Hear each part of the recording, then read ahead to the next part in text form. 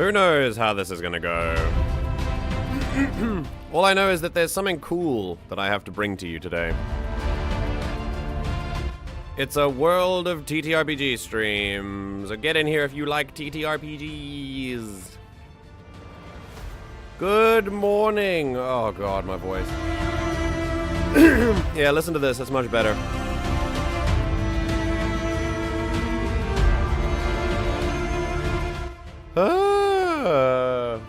Hello everyone, hello. Welcome one and all to the Everything GM broadcast. Once again, a World of Tabletop Role-Playing Games stream. We've got a lot of things that I would like to do today, but, you know, we'll only have time for a couple of them, but it's really up to you as to what we do. Depending on interest, we could do some advice like usual. Like, we could tell some stories, that usually happens. We could do another monster draft, that's always fun. We could also do, and then there's also something new that we haven't done yet that I've been very interested to do, and that is, oh god. That is actually make characters and playtest them in a little tiny combat. I genuinely, sounds fun. You know what I mean? It sounds hella fun. So yeah, completely up to you. But here's the one thing that I wanted to show you very, very briefly. Just give me a moment. We're gonna go here. And I think we're gonna go here. Indeed. If you are wondering what you are hearing, it is entirely royalty-free, as long as I credit, which I will right now, music, which we have heard before. And as I tell you about it, you should notice that slowly it's getting more and more intense. This, legumes and gentle beans, is Pocket Bard. We have heard it before. I've taken some time to describe it before to you. But it is one of the most genius applications of music that I have ever seen.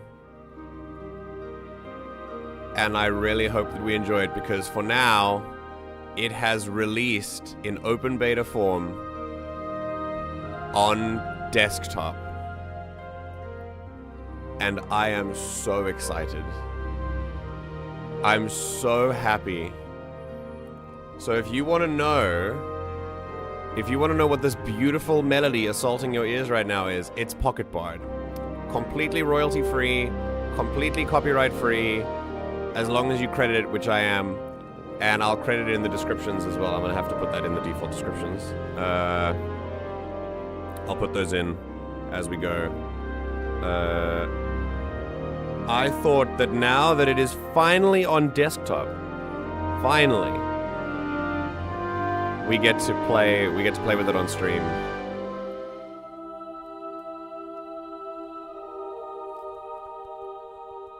It's so cool. We get to play with it on stream, and I'm gonna be using it as the as like one of the main thingies. So here we go. This is especially appropriate since we're doing tabletop stuff.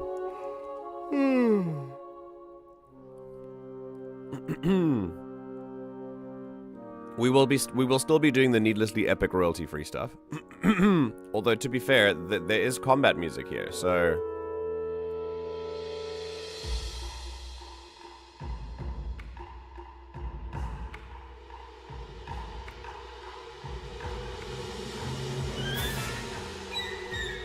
Woo! Some, like, falling notes as well. That's very Star Wars coded, actually. Very cool. You know what we'll do? I think just some wind, a couple of birds. Just maybe sit by a campfire. And let's enjoy some tabletop. I would love to know if the sounds are too loud, if they're too soft. I think I might just turn everything down a little bit.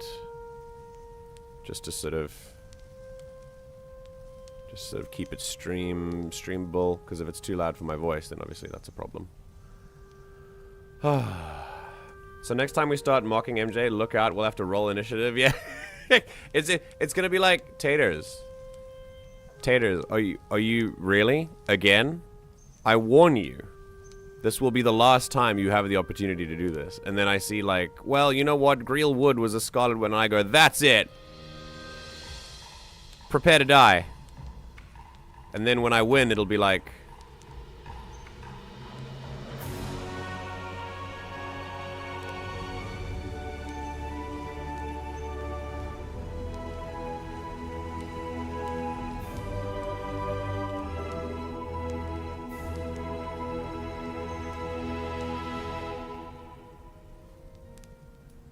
It's brilliant, isn't it? It's amazing. Yeah, let's move into the mountains.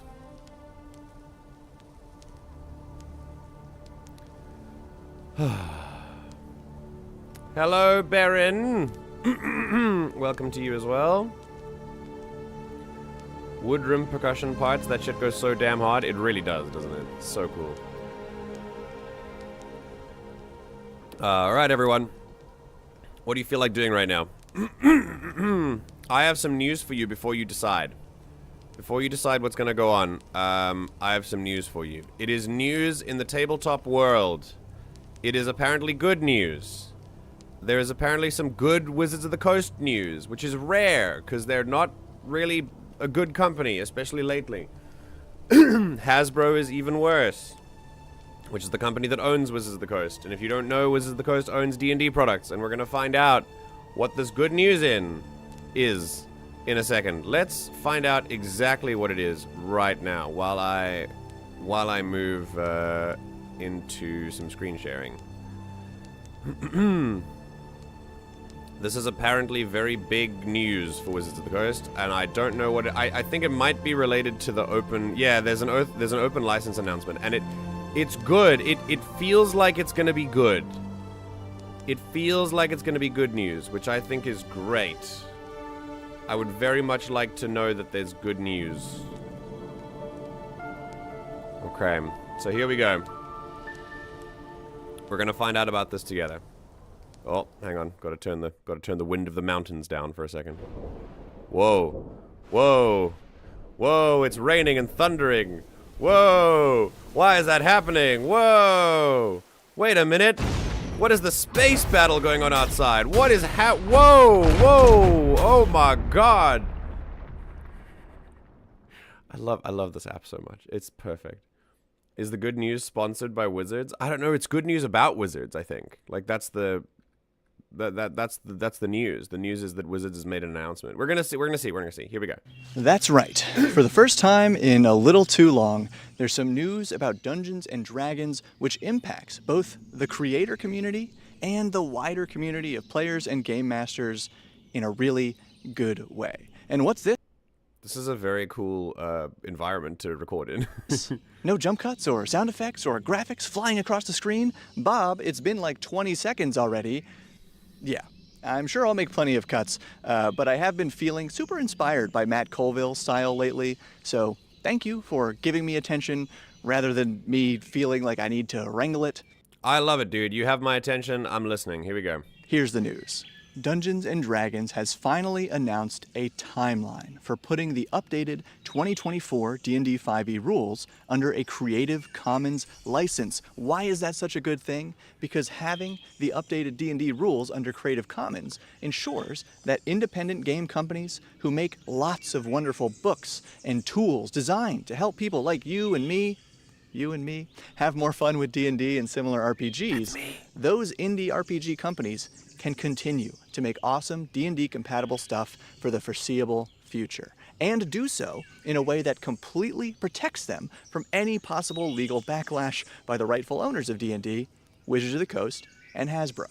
I think we disagree on what rightful means. I think rightful in terms of the legal sense, sure. Rightful in terms of the should they have it sense, definitely not. They've certainly yeah, I think D&D should be open license anyway. But this is great news. Now, I will say, they did say this last time, and then they tried to pull the wool over everyone's heads by, like, by doing that whole sneaky OGL bullshit. And we had a giant talk about that last time. But I don't know, this is good. I feel like this is a little bit more open, and I feel like they see that if they try to do it again, it's going to be even worse. So I don't know, man. I'm going to be optimistic here and say this is, like, good news on the face of it, because it is. For example, that's part of how me and Evantier Games are able to publish Delve, how to build and survive deadly dungeons with tons of new D&D 5e compatible This is a great book, by the way. material. Linked below. And yeah, game mechanics are technically not copyrightable anyway, but big legal team always beat small legal team unless there's a license like this to protect the little guy. And yeah, these updated D&D rules are apparently supposed to be compatible with the 2014 rules, which were already under Creative Commons. That's good. And yeah, this isn't exactly news. They first made a promise to do this in early 2023, but finally, we have a rough deadline. Let's see it, Editor Bob. Within weeks of the 2025 release of the Monster Manual. Oh, okay. Whoa. So, within weeks of the release of the 2025, so a couple weeks, let's say like 3 weeks, I would imagine, but the 2025 Monster Manual is like 1 D&D. So 1 D&D will be out by then, which is really interesting. That mean 2 weeks? 2,000 weeks? We don't know. And when I first heard this news, I was underwhelmed because here's Dungeons and Dragons TM being quote-unquote thrilled to announce that they plan to keep their promise to the community. Is that how low the bar is? Reminder, these promises were not made just for the sake of doing nice things. No, they made all these promises as part of their apology to make up for Wizards of the Coast going, oh, sorry, we didn't think you would notice us trying to silently destroy the independent RPG industry. So to me, announcing that they plan to follow through with their own apology didn't exactly seem worth celebrating. 2,000 weeks is too early. Yeah, you're right. I feel like they should give it at least 3,000. However, having sat... There's a train in the forest that you're in? This is what? Are you in Narnia? on this news for a minute, I do really see this announcement as the turning point. We're rounding third base, beginning the home stretch to finally close the book on the last metaphor for the negativity that at least I personally have let drag me down a bit for over a year. Because if we look at the apology promises made by D&D's executive producer, the only item left now is creating an internal content policy, which might be done already. It's not supposed to be public, so we won't know. And an internal content policy does little to nothing for the community anyway. And 100%, this announcement isn't the same thing as fulfilling these last few promises. No, that's good. Trains go through forest. Oh, damn. Wow, I'm very misinformed. Jesus. That we have loads of wooden-like areas with trains through and near them. Whoa. This is a whole thing that I just completely missed. But it makes sense. If I think about it, it makes complete sense for trains to go through forests. Like, it's much... Like, there's a lot of land there. Wow. Okay, cool. I'm up to date. I'm a modern human. Technically, we are still waiting on the updated rules to go under Creative Commons, the translation, and the previous edition's rules.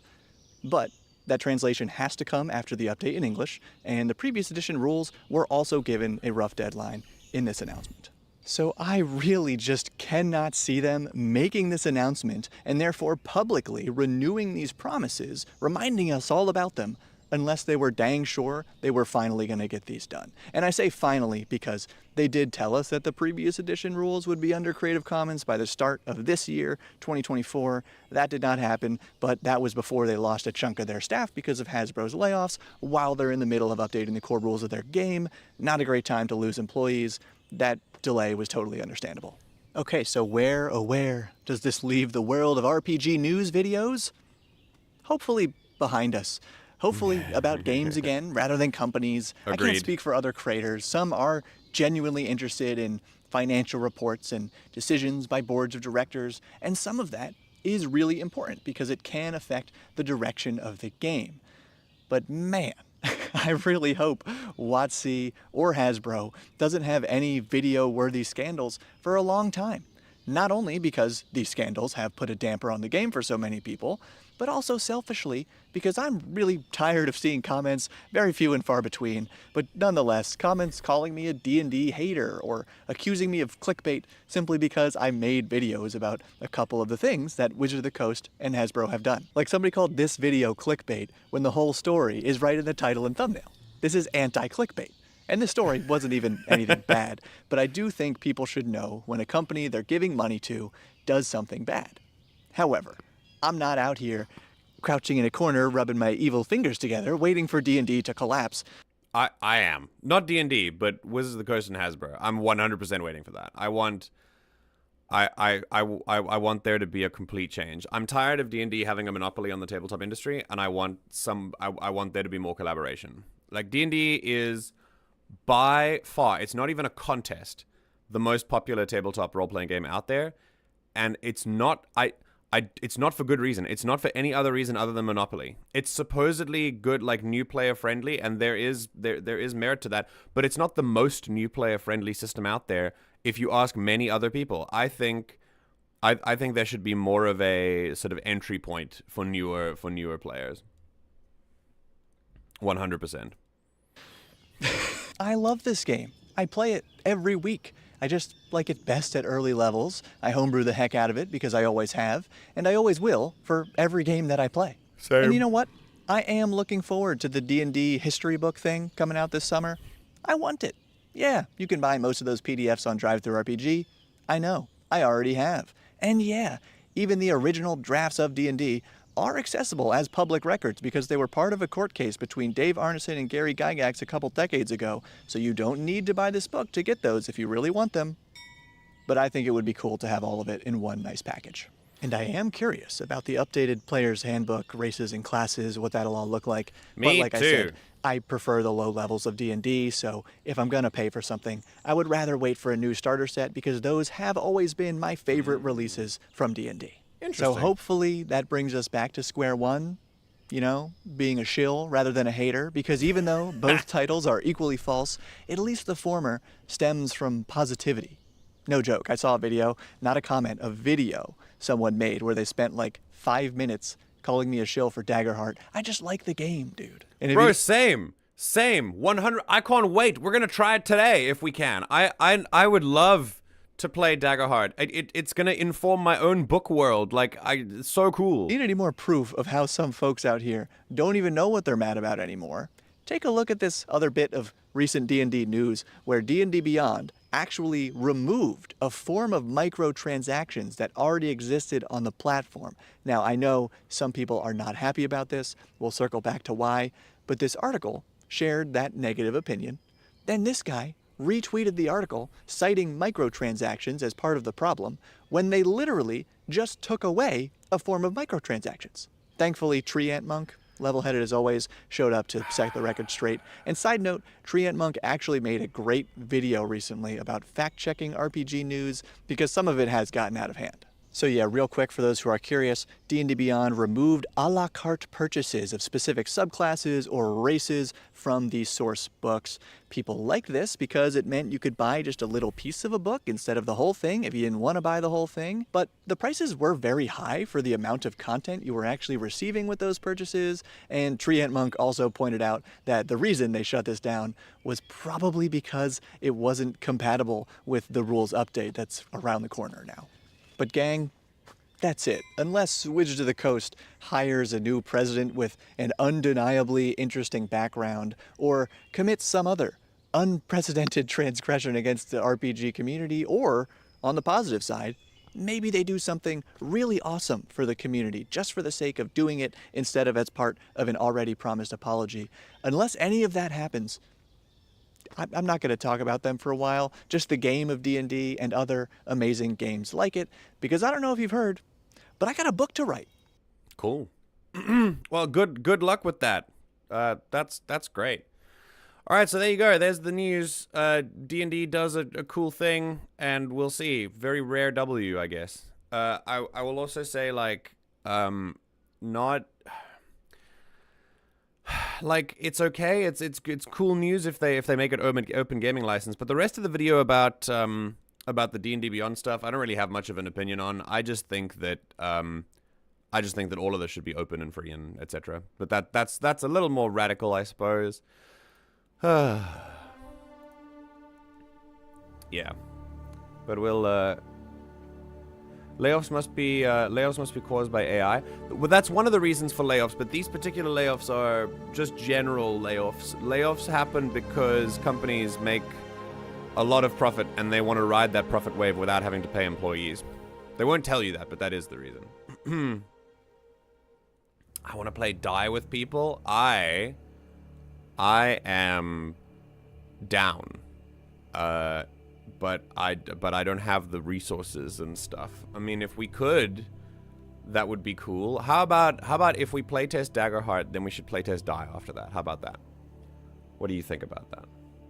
But there you go. There's the news. Yeah, good stuff from D&D. Cool that everyone will be able to do it properly. But again, to remind you, this is a connection to that huge debacle that happened last year with Wizards of the Coast. That's them just following through on the shit that happened back then. So yeah. What do you mean if you could find the PDF? I thought you wanted to I thought you did a thing. I thought you bought the stuff. Didn't you buy the whole thing? And like if you backed the Kickstarter, then you can have the stuff online. This reminds me, I gotta watch the D&D movie. Been meaning to watch that forever. Oh, it's such a good movie. Oh, you should go watch it. It's so good. I am a hug person, so you can always hug me. Okay. How do playtest? By testing the play.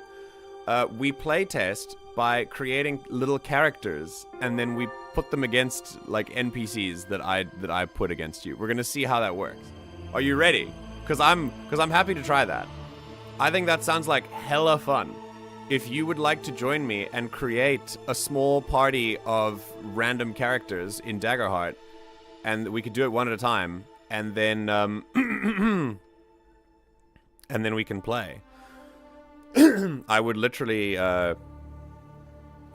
give you I would throw monsters at you and we could see how it works. I accept hugs as long as you're not gonna jump out from behind my bed or something. Okay, well I think that kind of ruins Alpherg's plan. I want to send you the PDF. Yeah, see, like, I don't understand. Don't you have the PDF? Like, you said if you could find it.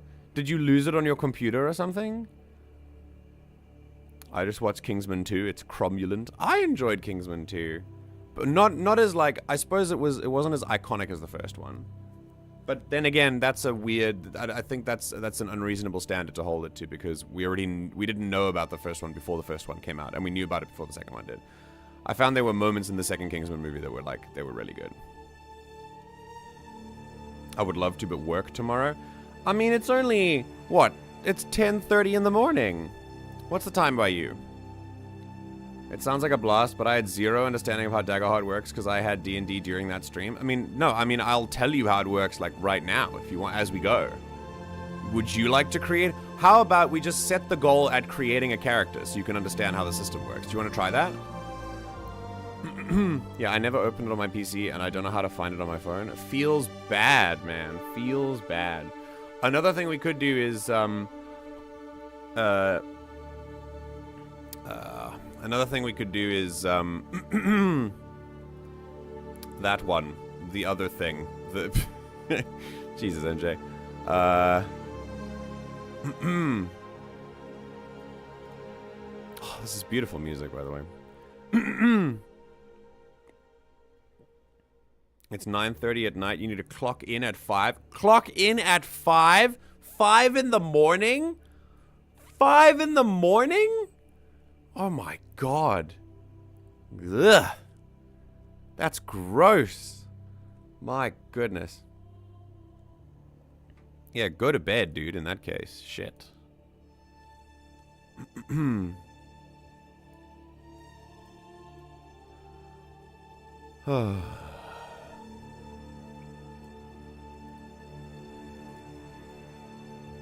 takes me weeks to make characters. Not with me! Not with me! I'm gonna prompt you. We're gonna do heavy prompts.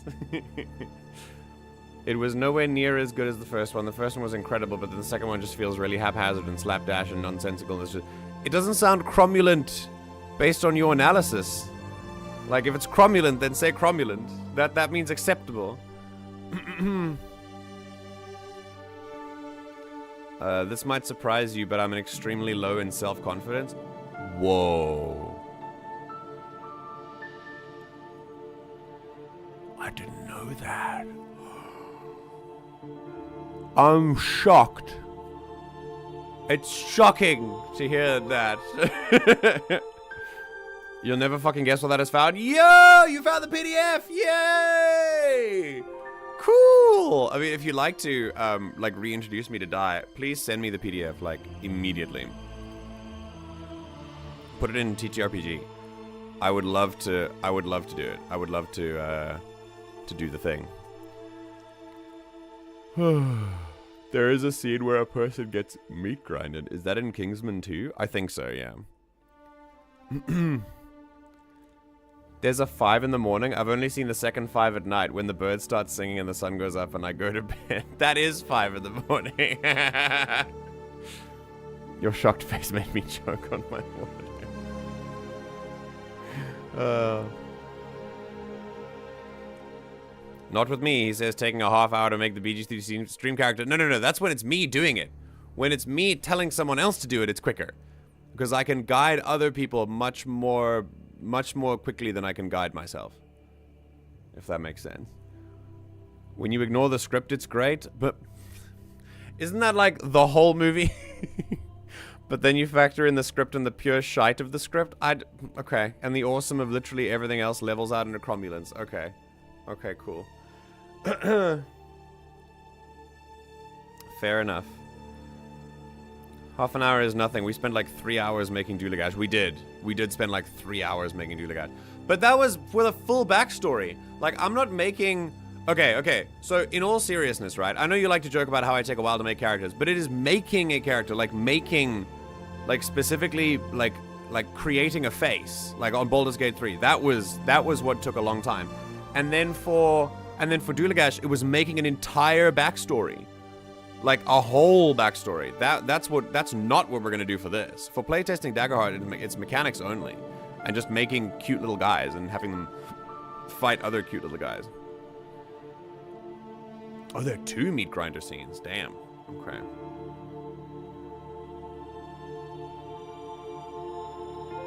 I think the second one happens right at the end. It's been a while since I watched the movie, though.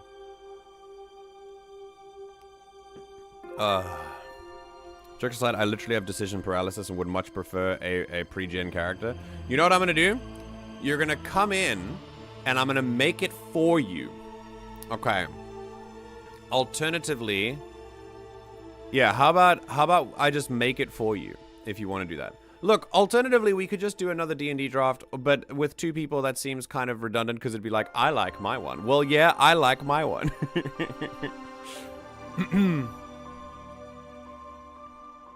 Can we make Rishi soon? Your files are too powerful. Get Nitro. LOL! Make it, Make it a Dropbox file. Put it on Dropbox. That always works. This music is lovely.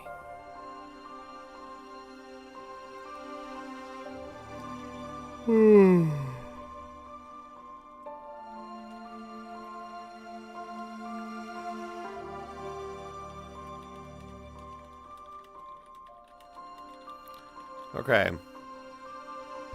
Well, it really depends on if you guys are around. Because if there's only one person, then I can't playtest anything if there's only one person. I gotta boot up my computer, and since I'm doing that, I might as well join. Oh, cool, 2 people. Yo, I love Dropbox. That stupid thing is so damn handy. Why is it stupid then? Why? Alex, sometimes your descriptions of things confuse me. I don't know whether you like something or not. It's hard to tell.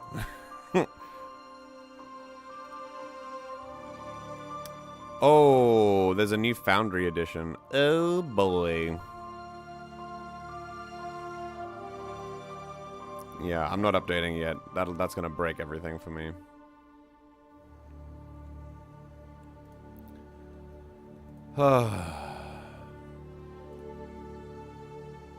Okay. I think for the rest of you, we could,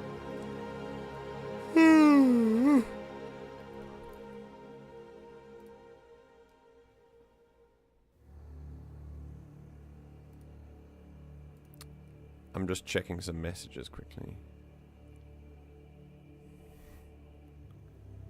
Ooh.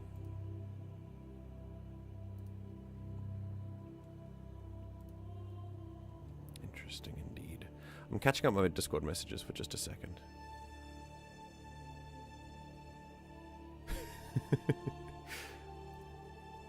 Okay. I'm finishing snacks. Very good. Orange boy require attend. Cool. I would pay cat tax, but if I get up to turn on the light to take a proper photo, he's gonna move too. It's fine. It's fine. Someone else can pay the cat tax for you. Okay, here we go.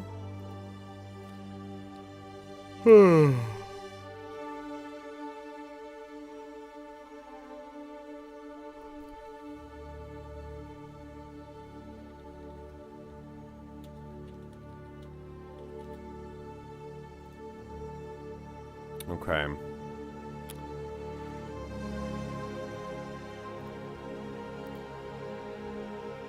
We know what the orange looks like. Yeah, I know the color orange. It'll be fine. All right, so I've spent enough time being silent while also live. Everyone knows that you can't be silent and live at the same time. No silence on stream allowed. I have to keep going. We have to keep speaking for 4 hours straight. That's how it works. For those who are, for those who would like to try something, then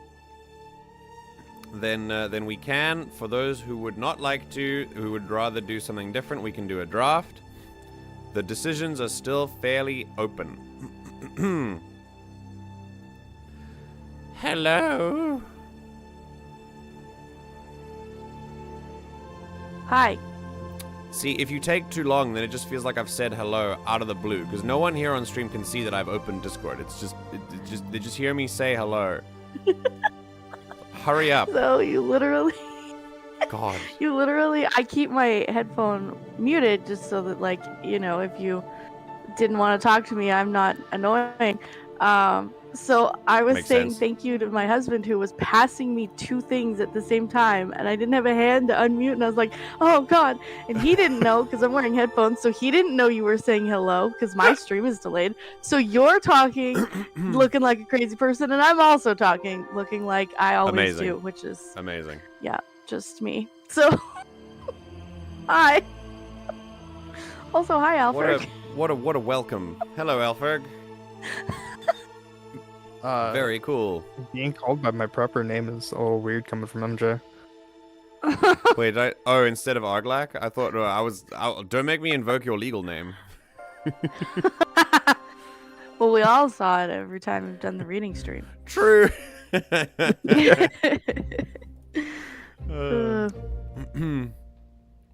I'm done snacks. Hi, how are you? That is one good orange. Oh, we're getting cat tax? Yo! Ah, lovely. Oh, if you also want to see cat tax, join the Discord. Thank you. Thank you. I put it in the chat. Oh, you did it in verbal form as well? Okay, great. All right, so what do you guys want to do? Should we Panic. We can do a draft. I'm not sure what Why are you asking the two indecisive people about that? Well, it's more like, it's not about like what you think we should do. It's more like what you guys are interested in doing. Would you be interested in creating a Daggerheart character? Would you be interested in doing a draft? What is more interesting? Excuse me, more interesting to you right now? I feel like a draft would be more interesting if we had Ash. Drafts with Ash is always fun. Does I Ash, am does so Ash make the indecisive, drafts? MJ. Does she turn the drafts from not interesting to interesting? Well, to be fair, we did one without her that was fun. But yeah, we've done one without her. She adds, you know, she adds an invaluable amount of sass, I think. Of gay. That is It's the yeah, that too. Yeah. I agree with Taters. Are you? I was gonna say, you can't ask me. I'm too indecisive. I'm so indecisive Okay. that I okay. can't even pick a gender. But Oh, now that you've said God. draft pick, I feel like You feel we like should message Ash and see if she's awake. I don't think that's a good idea. I think she needs to sleep. It's like 4 a.m. for her. Probably. No, yeah. it's not. Okay. It Is is. It's like No. 2, 3. It's like 2, 3 No, in the morning, it's- isn't it? It's 1:40 in the morning for her. right Oh, now. she should be awake then. It's fine. Yeah, go for it. No, London time is 2:40 right now. Literally. No way. It's 2:40, right? Yeah. yeah. It's nearly Then my 3. thing automatically changed. That's No, so funny. we're letting her sleep. Yeah. So I have a universal clock. Yeah, It same. automatically changed your time and hers when I went through Lol. daylight savings, which is I then changed yours back because I was like, well, that's wrong. Yeah, but you should change hers as well That's because so daylight funny. savings happens at different times for Canada and the UK. Yeah, but that's Yeah. so funny. Mine says 1:40. I'm excited to see which classes you guys will choose. Oh, cool. Baron wants Daggerheart. Okay, I'm happy with this. What do you guys think? We'll do Daggerheart. We'll Okay. just set the bar at creating a character. I want to. Oh, yeah. Well, yeah. Let's set the bar at like creating something and enjoying the system that we're in, because it is quite fun, and I'm interested to see how other people will choose. So to give you an idea, You know what sounds fun? what else? What sounds fun? Enjoying things. You know what? You're Enjoying things right. sounds fun. You're right. I'm not good at that. All right, guys. Indecisiveness is over. Yay! It's very This is why I hard said not we to needed enjoy to things vote. when I'm around. No, it's okay. It's we're fine. I'm glad you found the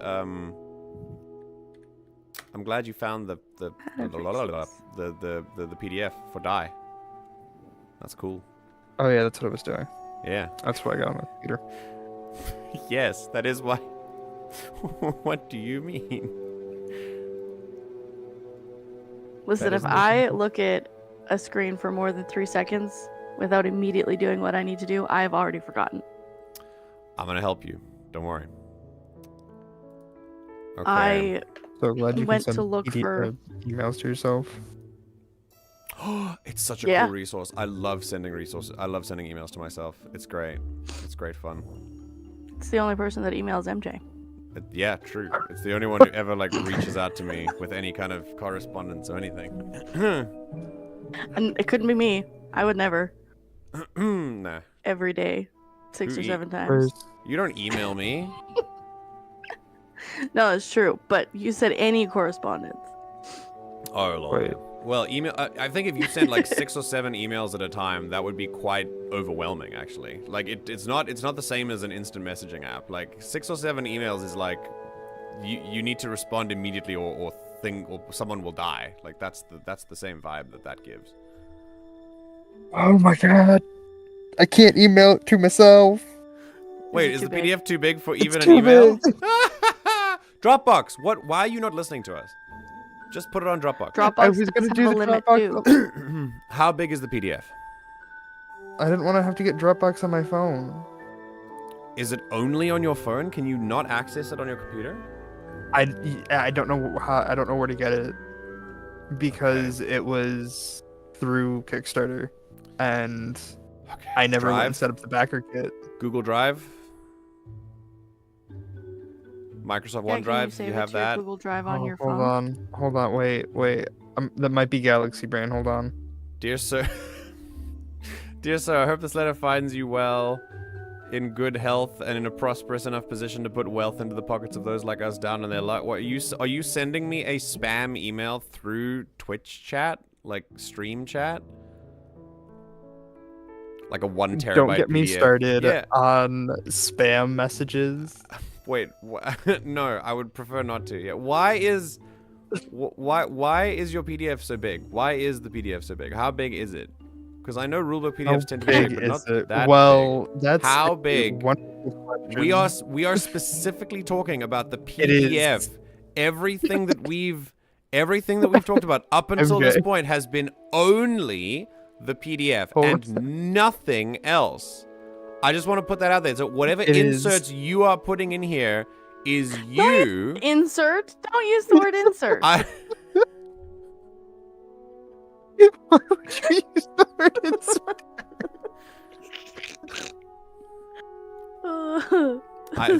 I've not Your heard Alpherg fault. laugh like that before. This is very rare.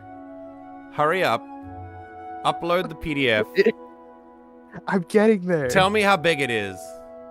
It is 68.69 megabytes. That's oh okay, that's not bad. Yeah, easy upload to Google Drive. You'll be fine. 69. This ain't a There, fucking they Twitch got chat, it. you pillock. God, Alex, relax. Shit.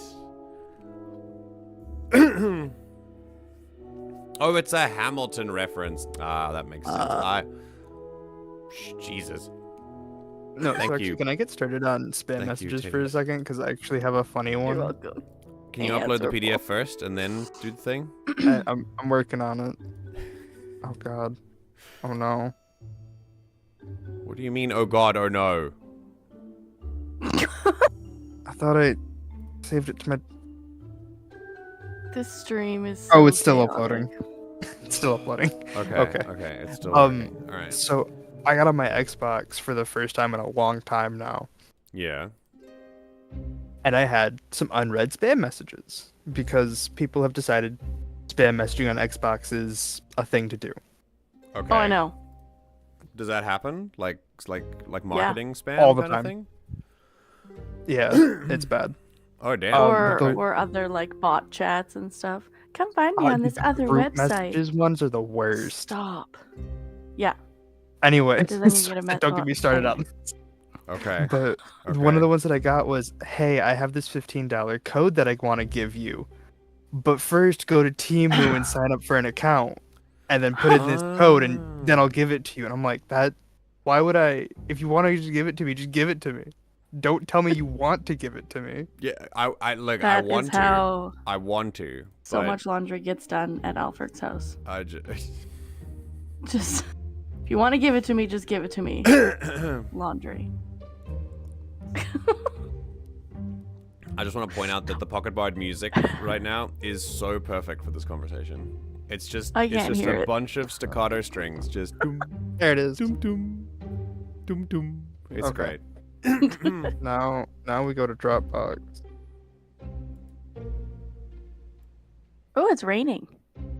In real life. I don't know if it's raining in Pocket Bard, but it's raining in real life. It's not raining in pocket bar. Wait, I can make it rain. There you go. It's not raining in pocket bar. Excellent. I can't hear Pocket Bard, but sure it sounds great. Are you gonna? No. It's just Okay. gonna make me. Okay, cool. Do you want Onto the to free trial. you want to get going? Shall I show you my mushroom man first? Upachipa. This is my little mushroom guy. All right, so hold on. How much do you know You got about this. Daggerheart before I have faith. before we get started? As a little I watched prelude. you make a character. That's true, you did. What about Wasn't here for the other streams. Yeah, and Ash was in there for this as well. What about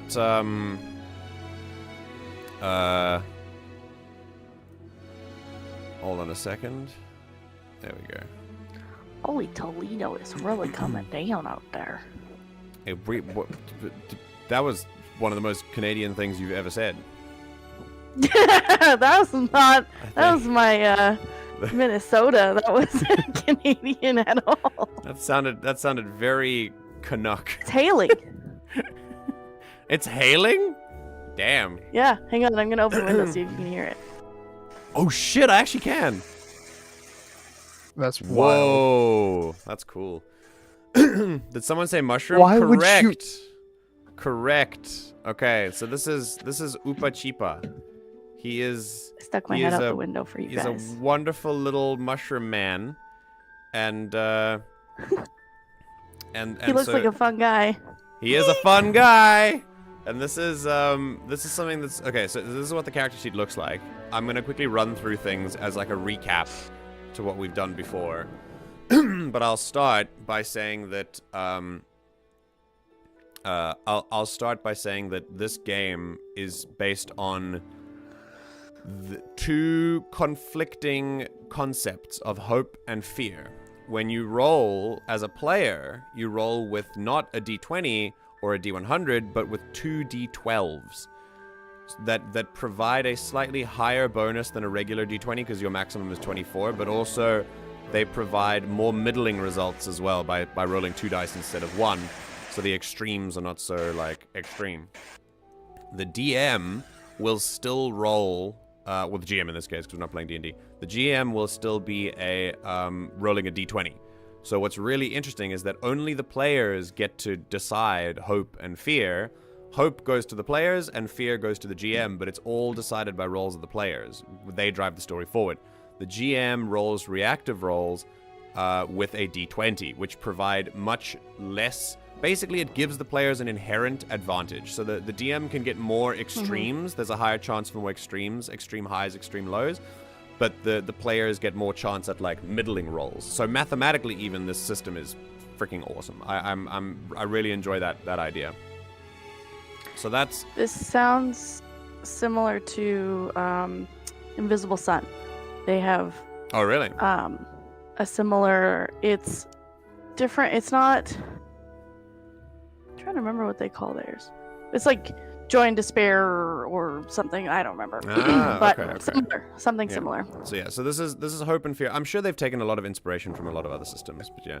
But this is Hope and Fear, and yeah, Daggerheart is basically about the roll on those 2d12s. And basically it depends if you roll if you roll a result and the hope die is higher, then you succeed with hope or you fail with hope.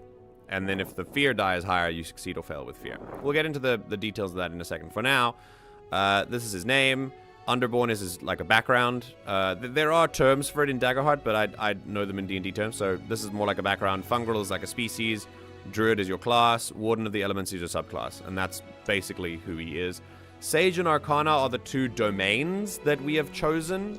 In fact, I think Sage and Arcana are given to us because those are the available domains that druids can have. At later levels, you can pick more domains, but domains are basically the places from which you acquire abilities. So you can get a lot of you can get different style abilities from each domain, and there are a lot of different ones. I think they're like 10 different ones. Downtime is what happens when you have downtime. If there are any conditions here, there are only what I think this might be one of the favorite things about this system is that there are only 3 main conditions. There is no bloat that I've seen here. There might be bloat later on, but for now, there's vulnerable, hidden, and restrained. Vulnerable is when you are like exposed in some way. Restrained is when you are like physically restricted in some way, and hidden is when people can't see you. That's it. It's so cool. It covers everything. So if you're paralyzed, you're just vulnerable. Awesome. If you're blind, you're just vulnerable. If you can't hear anything, you're just vulnerable. It's great. It's great. I love it. Okay, so that's his level. These are your ability scores. Again, love these. They're much better than what I think D&D would do, because D&D puts hand-eye coordination and like bodily agility under the same score, which is dexterity, which thereby making it a very powerful stat to have high above everything else. There is no constitution anymore. They've taken that out and they've replaced it with dividing dex into 2 different things. So dexterity is now agility and finesse. So finesse is now your hand-eye coordination, and agility is now your bodily coordination, which is just fantastic. Very cool. Strength itself is its own thing. That's very easy. Instinct is like wisdom. It just lets you see things and perceive things. Presence is your personality, your force of personality, charisma, and then knowledge is intelligence, but I love calling it knowledge because I don't like the word intelligence. So that's it. It's very, very cool. Evasion is your AC. That's the number that it takes to hit you. An 8 evasion is pretty low. Like, pretty low. But he's a little mushroom man, so it makes sense. Armor is the value that essentially... Basically, I think, yeah, it just marks armor slots, yeah. So basically what happens with armor is it's not added to your evasion, but rather your evasion is like... Yeah, hold on a second. Yeah, so rather than that, your armor is a score that's added when you take damage. So if an attack hits you and you take damage, you can spend armor. You can spend an armor slot over here and then take that number away from the total damage roll, and you can reduce the amount of wounds you take, basically. So and if you spend too many armor slots, then your armor will break and then you can't use it anymore until you take a rest and repair it. It's pretty cool. All right, then you have active weapons. You can only have one active weapon in each hand, or if it's a two-handed weapon, it takes up both hands. It's really cool. You can make a character with more than two hands, which is quite interesting, but you can only have 2 hands worth of weapons, regardless of that. Then there are some proficiencies you can have. No Grievous. Yeah, no Grievous, unfortunately. Well, you can make Grievous. You just can't wield 4 lightsabers. It would count as 2. Yeah. All right, then you've got your hope resource. Every time you succeed or fail with hope, you get a hope token, and these hope tokens can be used for abilities, and like team up maneuvers and things and stuff like that. That's really cool. Then your health is here. Basically, when you roll to hit, it's against evasion, and then when you roll damage, you put the damage you compare the damage result to this table, and if it's between 1 and 7, you take a minor wound and you mark 1 HP. If it's a major wound, you mark 2 HP. If it's a severe wound, you mark 3 HP. So basically, you can never go higher than a severe wound, which is great. But also, like I like this. You don't have a lot of it's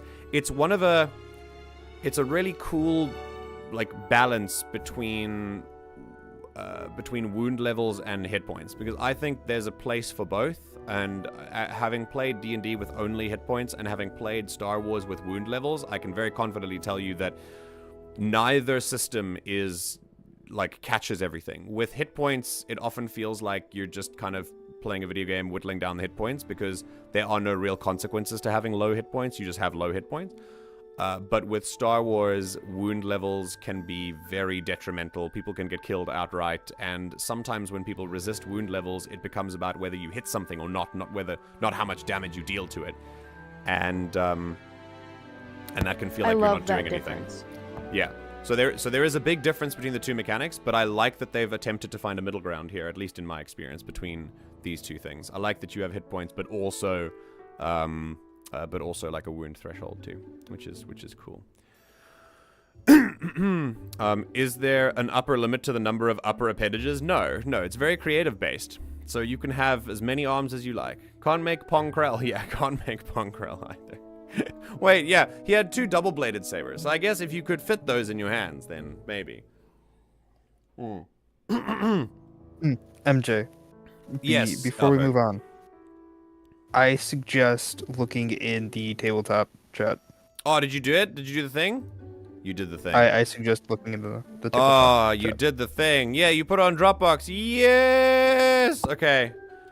Posted his big PDF. Let's go. Thanks for posting your big PDF.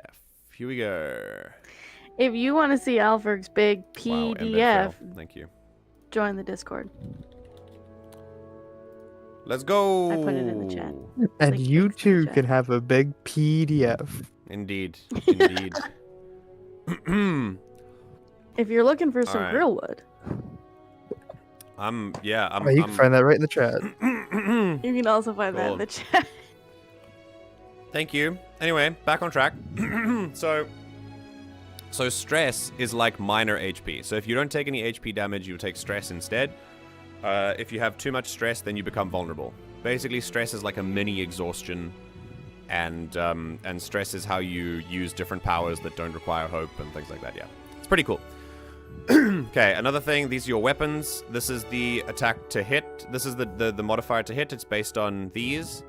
And this is your damage plus the modifier, and that's how much damage it does. It's magical damage, etc. Cool. Very easy. I hear you ask, where is your proficiency bonus? There is none. Where is your skill bonus? There's none of that either. There are no skills in this game. Instead of skills, we have something called experience. Experience are skills that you get to make yourself. And then you get to ask the GM whether they apply in certain situations. And then you can roll the modifier for them. So for example, for Upachipa, because he's a gardener, I have put here green-thumbed. And also because in his heyday, he would talk to people and unite the mushroom villages, so he is also a diplomat. Which means that in situations where I think any one of those experiences would be handled, for any roll of the dice, I would say, hey, GM, can I do green-thumbed for this? Because I'm technically, like, you know, summoning plants. And the GM be like, you know what, screw it, go for it. That sounds great. And then you get a +2 to your roll. To use experience, I think you have to spend a hope to use experience, but yeah, it's basically, that's how skills work. So they are way more widely applicable. You will never have a skill that you've picked that you never use, which is what happens a lot in other systems, because they're set skills, and in this system, experience is picked by you, and you get to interpret it however you wish. It's just really cool. I really, really, really like it. All right, and that's it. These are really just all of my abilities and things, so I don't have to read too much about that. But that's basically how the base rules work. Yeah. Then instead of gold numbers, you get handfuls of golds, and then bags of golds, and then a chest of gold, which is pretty cool. Like, I quite like that as well. Wealth is measured in little bits rather than numbers, which I'm a big fan of. I just want to point out. Yes. Go ahead. I think I might be wrong. Never mind. You can hold a chest. You can hold a chest of just gold. over a chest and a half.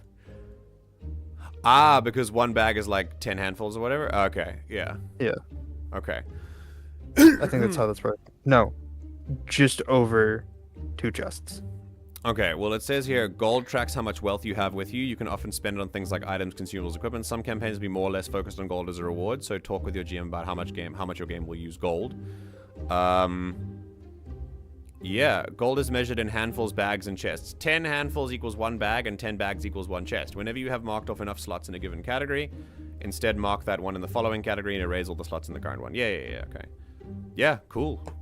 These values are abstracted because they do not need to be tracked as closely. If you want to tip a coin to a waiter or flip a coin into a well, you typically don't need to worry about tracking it. See, how freaking cool is that? I love that. I love that.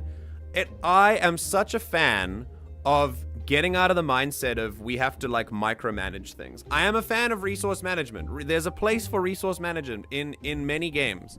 But I love that they are purposefully detracting from it. I enjoy that. Wait, what? I like that because my chest is more than a I couple didn't say handfuls. anything. Sorry, I'm interrupting you to just point out that. Anyway, yeah. Keep going. Basically, I'm interrupting myself. Yeah, Yeah, because that was yeah. what I said. That's your voice. Anyway, I've actually had a DM that was like, "You don't have any copper. You can't do that." Oh, It's like, cool. am I gonna go to the local, like, whatever Just get some and change. get change Yeah. to give a copper to this child? Like, what? They carried my whatever off the boat to this Yeah. cart, and I can't give them a... Are you serious? Like, what? See, here's the thing. I think Gross. Again, expectations set beforehand. So as long as you know that's the kind of game that you're going into when you play, then sure. I I did think not. it should be set beforehand that it's like, I like to track numbers of gold. And then that's fine. If everyone's consenting at the table, that's not a problem. I personally prefer to get away from the numbers. I do like the numbers, and like I said, I think there's a place for them. We track numbers a lot, numbers of credits in the Star Wars system. I've tracked money numbers in D&D before, but I think this would take a lot of strain and thinking away from both players and GM, which I think is one of the main guiding principles behind a system like this. I can tell that the system has been created for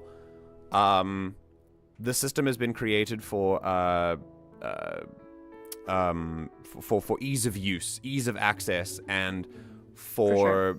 taking away some of the bloat that so many other RPG systems have.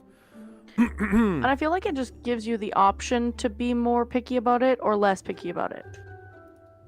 Because like you could be like a handful is exactly 5 coins. Oh, they that, say here, you know, like you can add there's an optional rule. If your group wants to track gold more granularly, you can add coins as your lowest donation. Following the pattern above, 10 coins equals 1 handful, and then you can track it like that as well.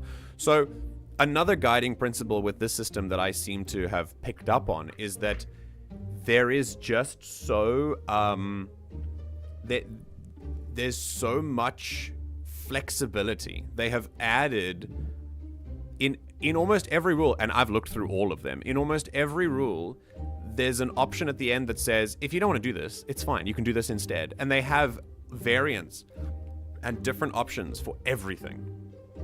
It's great. It's really, really great. Exactly, Baron, so they can focus more on the core stuff, yeah. I keep thinking this music is going to play in the Sean Kiner Omega theme. I think we're gonna go with let's go with the town stuff now. Okay. All right. Just gonna turn this down a little bit more. Okay. Yeah. So that's. Does this system have weight management? I think so. Hold on. It doesn't look like it does. There, manage equipment. You can add custom equipment. I don't think it does. I think you can just have as much stuff as you think is reasonably necessary for your character. Yeah. Yeah, I don't think there's inventory I'm sold already. tracking. Yeah, this is great. Just on that alone. Isn't it cool? It's great. I love not being able to do. I love being able to do that. Okay. All right, and there's some cool details here. You'll get these. Basically, instead of picking a big description, it actually helps you describe things, like saying, what are your eyes like? And we say shiny black beads, the color of a latex glove filled with water. A body that's round, tiny, grandfatherly of a marshmallow. That's my little mushroom man. Okay, then there's a thingy as well. There's a survey. There's a journal. You can have your own like journal entry. It's got its own title and stuff. You can make your own campaign notes on the sheet, which is nice. And then you've got a beast form, which is for druids. There's a beast form. For druid beast forms, instead of choosing an animal, you can instead choose agile scout, which could be anything: fox, mouse, weasel, etc. Anything that could be determined as an agile scout. You have an aquatic scout, which could be fish, eel, octopus, etc. It's anything. It's anything. I love it so much. There's so much like potential here. Yeah, so I'm a huge fan. Be an isopod. Probably. Yeah, I would be one of those. As long as it counts as an aquatic scout, then it would just have the same stats. Which is awesome. I mean, it's a sea creature. Yeah, exactly. See, I totally was thinking terrestrial isopods, and I was like, huh? Then I remembered they exist also aquatically. Yeah, no, they are. They yeah, definitely. Okay. Right, so that's basically how this works. And who wants to go first? In fact, we could do it at the same time if you wanted to. Let's do it at the same time. Oh, Alpherg, don't yell so loud about being first. Jeez, yeah, I'll let you go first, my dude. Go ahead. Go for it. No problem. You're going at the same time. We're going at the same time. Okay. Man, I'm never first. Oh, you are now. Look at you go. I'm so proud of you for raising your hand so eagerly. Okay, so we're going here. So these are our... We're doing two characters at once. Here we go. Inspired hero. Wait. Yeah, character builder, please. And then for you as well. I'm just totally ignoring my silent death. No, you guys can just work it out amongst yourselves. We're gonna do both of you at the same time anyway, so it's fine. Okay. Right. First things first. They say choose a portrait, which is fine. We'll do that later because because right now there's mostly. I think we're gonna choose a heritage first. Yeah, I think choosing an ancestry might be good first because then you could choose your portrait. So, hold on a second. Alfred's a frog. What? Ancestries. Yeah, you can be a frog. Could You be, can actually. They're Yeah. called I know. ribbits. Yeah. So these are the Yeah. these are the ones. Hold on.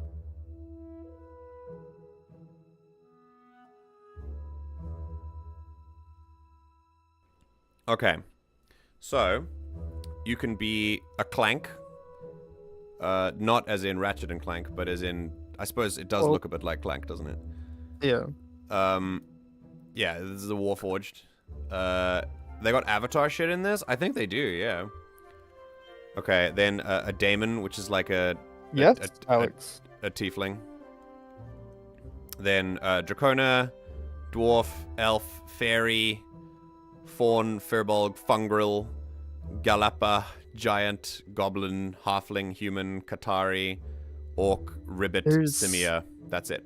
So many good options. Yeah, they're really cool. Really cool, huh? Really cool. Okay, I love the image for the Dracona.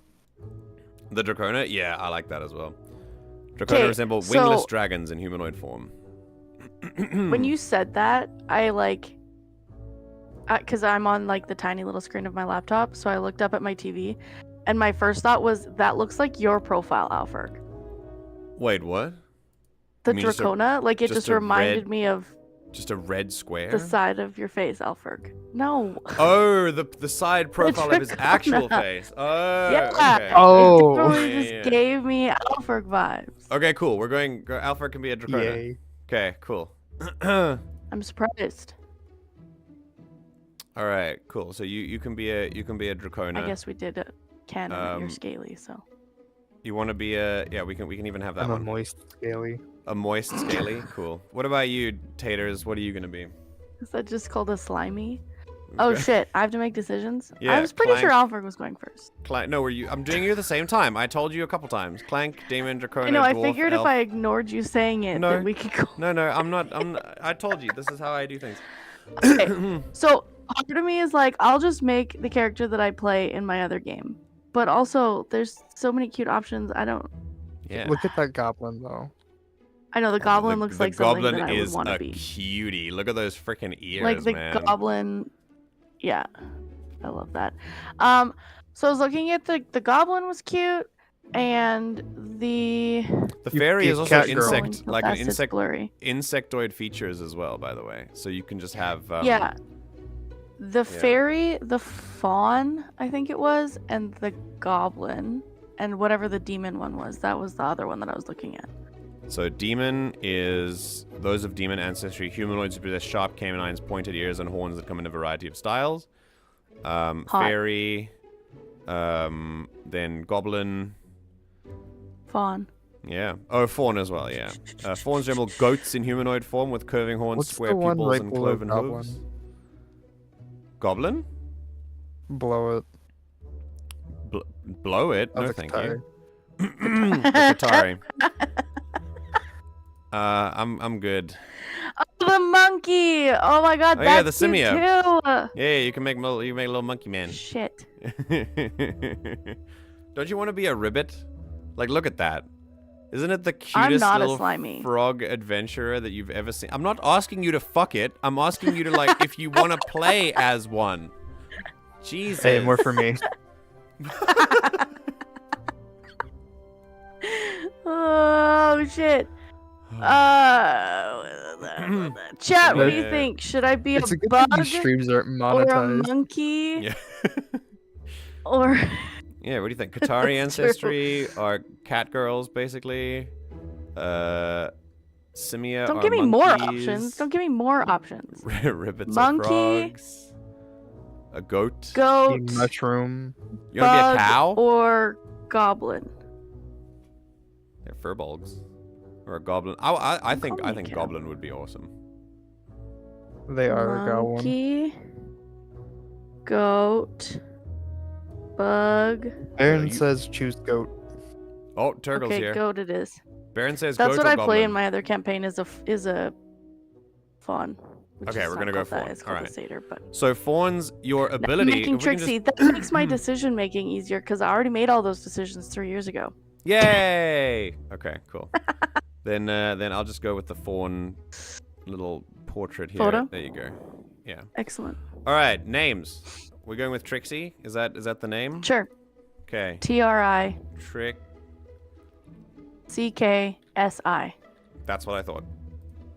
Okay. Pronouns. Are they them? They them. Okay. They Cool. are the they them. And then Alpherg. Sidebar. Did you know Yes? that there's a horror movie called They/Them? No And ways. I didn't make it. Literally set in a conversion camp. My husband's gonna watch it later. I was like, this is No required. You have to watch this and tell me what ways. it's about. Yeah. Oh I my God. just saw it on Netflix. Blew my mind. But That I don't watch horror, so I sounds- don't know what it's about yet. That sounds awful, potentially. Not awful in terms Oh, of badly oh. made, For but real. like awful in terms of horrible, like, For like real. horrifying. Yeah. 100% what I thought. So I told him he has to watch it so that I've I know watched- if it's absolutely atrocious. I've watched movies about conversion camps before, and they're it's just not a fun time. Just none of it is a fun time. Absolutely. I hard agree. Alfred, what is your dragon's name? It has Kevin Bacon in it. Is that Alfred's dragon name, Kevin Bacon? Yeah. No, I'm just a bit big sad right now Why? Why? because I just remembered a side character that I'd made for an old roleplay server I was in, and I was Oh, gonna no. change to Rivet because it was a frog character. Let's do it. We can be. I don't Alright. remember the character. You don't remember? Do You it. want to make It's it okay. now? I don't it. remember it. That's fine. Okay. All right. We'll stay. Make dragon it then. up. All right. What's your dragon? Give me a Oh name. god. Draconis. Uh, Best dragon We'll name. just go with a Holt. It's the name I'm stuck on right now. Holt. Nice. I like it. Holt the dragon. Pronouns. He, him. Oh, we could make Holt. Yeah, we can make Holt. Yes. Yeah. He, him. Okay. Right. We're starting at level 1. Okay. Great. Begin. Right. We're gonna choose classes next. So, we're gonna start with Hold on a second. Yeah, so these are the classes. We're gonna view all of them. Oh, before we do this, Dragonborn's abilities is Elemental Breath. You get to choose an element for your breath: ice, fire, electricity. You can use this breath against a target or group of targets within very close range, treating it as an instinct weapon that deals D8 magic damage. So basically, again, very fast and loose. You can literally be like, it doesn't matter what the cone is like. You don't have to measure anything. It's just like, are they within very close range, which is like between, it's like within 30 feet of you. Then you can do it. Do you want to do it against multiple people all within close range? Yeah, sure, do it. It's fine. Like, it's so cool. It's really, really cool. Okay, and then you have scales. You have an armor class, which is quite cool. Okay, then and the fawn, you can easily leap up to a close range across gaps or chasms without making an agility roll. That's fun. And you can also kick people. On a successful melee attack, you can mark a stress to kick yourself off the target. Whoa, adding 2d6 to the damage and pushing either them or yourself out of melee range. Oh, sick! I like that a lot. Also, reactions are free, by the way. Like, reactions don't count anything. You just have as many reactions as you want, and it's just, like, it's awesome. It's freaking awesome. Okay. Alright, so there's that. Let's go to classes. Right, we have Bard, Druid, Guardian. Guardian's like fighter. Ranger, Rogue, Seraph. Seraph is like a mix of Cleric and Paladin. It's very cool. Sorcerer, Warrior. I feel like Guardian and Warrior might be the different types of fighters. Like, Warrior is more like a martial fighter, and Guardian is more of a tank. And then Wizard. So that's that. 9 classes. Very, very nice. Very easy to understand. Who are we thinking? What's closest to Warlock? Ooh, good question. I think Sorcerer. As a sorcerer, you're formed and shaped by the will of the Arcana. You've learned how to wield that power. Or Wizard, maybe. I feel like the main magic classes would be Sorcerer and Wizard, I think. How does the bard get their magic? You know how to get people to talk, bring attention to yourself, use words and music to influence the natural world around you. I think we'll As a go bard, with that. yeah, truly the most charismatic Maybe. members of all the realms. They're masters of captivation. Blah blah blah blah blah blah blah blah. To be fair, another cool thing that is part of this system is that they purposefully keep the lore vague, so that you can make it up yourself. So if you want to make a bard who got their abilities from some sinister creature, then you can do that. Nothing sinister about Loki. Yeah, I'll go Really? bard Nothing because I sinister regularly about the god of mischief. Nothing sinister about that at all. Oh, we're talking about that Loki. Yes. Yes. Oh, not yours. Yeah. No, the other one. The Although- actual. Not. The small amount that I know about your Loki is very similar to the Loki that is in the world of that Oh, I yeah. play my other character in. So Goodbye, Alex. Have But- a nice sleep. And also, Baron, Goodbye, I Alex. love Rangers. I think Rangers are great. I also really like Rangers, and if I was not making Trixie, I was contemplating Ranger and Rogue. I will pick Very Bard because I regularly joke that Trixie should be a Bard because they Okay, sing a lot and Okay. do shenanigans. so Trixie's going to be a bard. Grace and Codex are your domains. So Grace is more like finesse-based combat, and Codex is academic-based magic, basically. Oh. Yeah, your starting evasion score is 9, which is like, it's all right. To give you an idea, the Guardian's starting evasion score is 7, because that's mainly focused on slow and tanky and stuff. But the Rogue is an evasion score of 11, which is, high, because you're a rogue. The Warrior is 10, so yeah, 9 is like middle to high, basically. You're sort of above average. What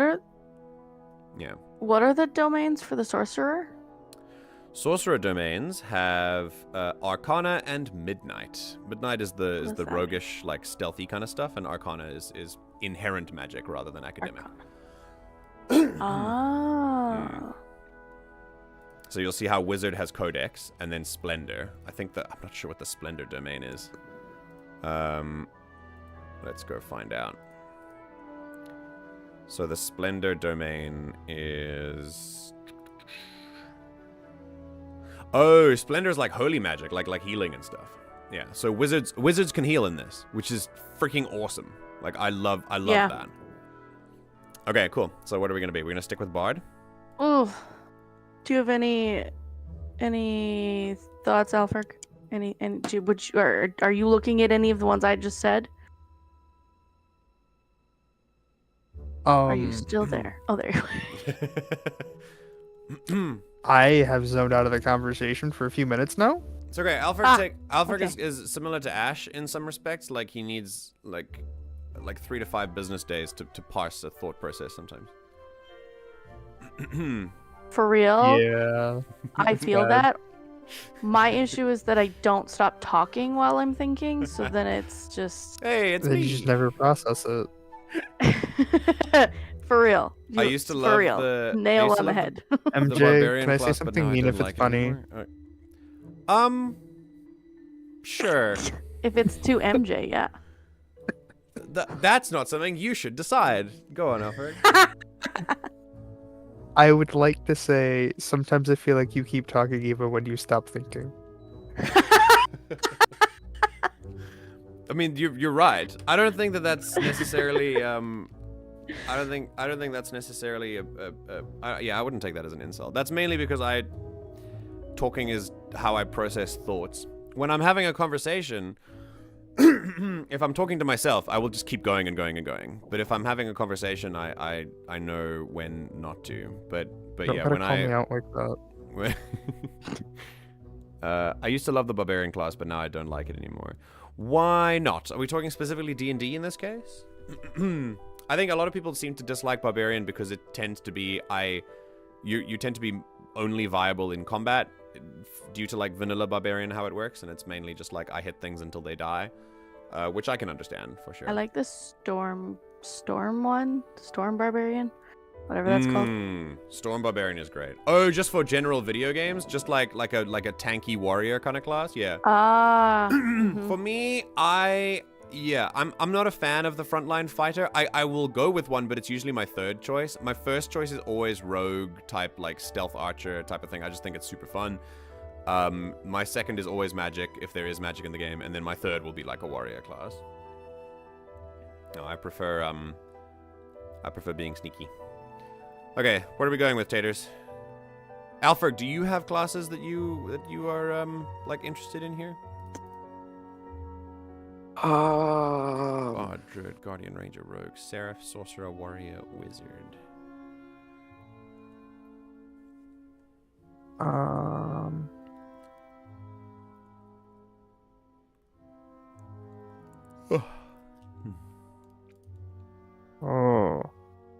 Think about it. Can I?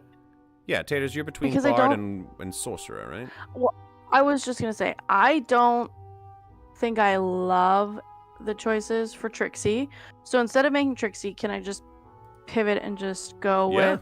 I can keep that race if you want. That's fine. Sure, let's keep it. I'm just gonna pivot and just make a ranger because that sounds fun, and Ooh, I'd love ranger. to see what kind of stuff they have. Nice. Well, yeah.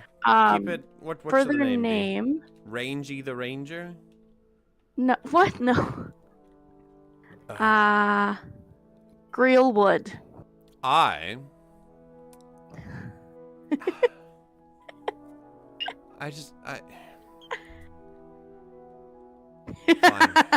Fine.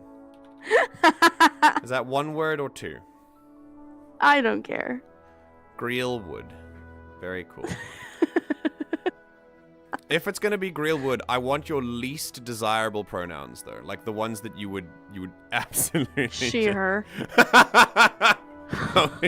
That's my revenge. No, we can keep it. If I had to pick something that wasn't they them, I would pick he him. Oh, okay, all right, fair enough. No, my least desirable would be she, her. No, I won't do that to you. Let's go Ranger. All right, so Ranger is Bone and Sage, which is right up your alley. I do like to bone. Yeah, true. I was gonna say. So, the Bone domain is very much like it's a warrior, but a warrior that's closer to animal stuff than anything else. It's like a warrior. It's like an animal martial type of thing. And Sage is like nature, but also healing stuff. So it's like a druid kind of thing. I think Sage is like druid magic. Sick. Yeah. Okay, evasion starting towards 10, that's high as hell. And then minor 1, major 7, and severe 14 is pretty good. Like, that means they've got to get 14 damage to severely wound you, which is a lot for like 2d6 or whatever, you know? Like most... That's wild. Most regular weapons do 1d8 damage anyway, so yeah. Okay. Would it be a problem to change to the monkey now? Because it sounds cool. Oh, sure. Let's do a simian, yeah. For like a monkey ranger? No, not a problem at all. Let's go. Let me find the monkey. There he is. Oh. Greelwood the monkey? Really? Greelwood the monkey. Nice. Really? Okay. All right, a ranger. So you could make his first name Pie, like, you know, the system that the Grillwood comes from. Pie, first name Pie, last name Grillwood. What is the name of the... Is it PY or is it PI? PI. PI? Okay. Pie Grillwood. Great. It's actually PII. PII? That's P. That's the P system. But I don't think I'm... Pie. Okay. Alright, cool. Yeah. So Ranger. So as a 10 evasion score, that's pretty high. Your class items are a trophy from your first kill or a seemingly broken compass. I mean, but they also say this is in open beta, so that you can do anything else you like if you if you want to. Then as a class feature, you have this is your main feature. It's called Ranger's Focus. You spend a hope, of which you have 6 hope total. And you get hope when you roll with hope, and then when you spend hope. So basically, how this can work is, if you spend a hope and then you roll something and you succeed or you fail with hope, you get the hope back. So you didn't spend any hope. It works like that. It's pretty cool. All right, spend a Nice. hope and make an attack, and on a success you deal damage, and then that target becomes your focus. So it's like a mark. When they're your focus, you know what direction they're in. All damage also deal a stress, so you deal stress and damage. And when you miss, you can end Ranger's focus to re-roll and take the new result. You can get advantage on the ending focus. Yeah, it's very cool. It's very, very cool. That is cool. Then you can answer the following background questions or make your own. A terrible creature hurt your community and you vowed to hunt them down. What are they and what unique trail or sign do they leave behind everywhere they go? Your first kill almost killed you too. What was it and what part of you was never the same after this event? You've traveled many dangerous lands, but what is the one place you refuse to go? These are just like prompting questions for your background. Yeah. But cool. like they said, you can make your own as well. Then you also have connections. You can connect yourself to the other party, which is pretty cool. So when we have a session 0, the idea is to like the idea is that the GM would be like, okay, now talk amongst yourselves. How do you know each other? And then one player character would be like, hey, how do I know you? And then point to another player character. And then they get to decide like what connection they might have together. It's pretty cool. Sick. It's Yeah, very, very Invisible cool. Sun does that too, actually. Really? Like your the whole more you- first session. Yeah.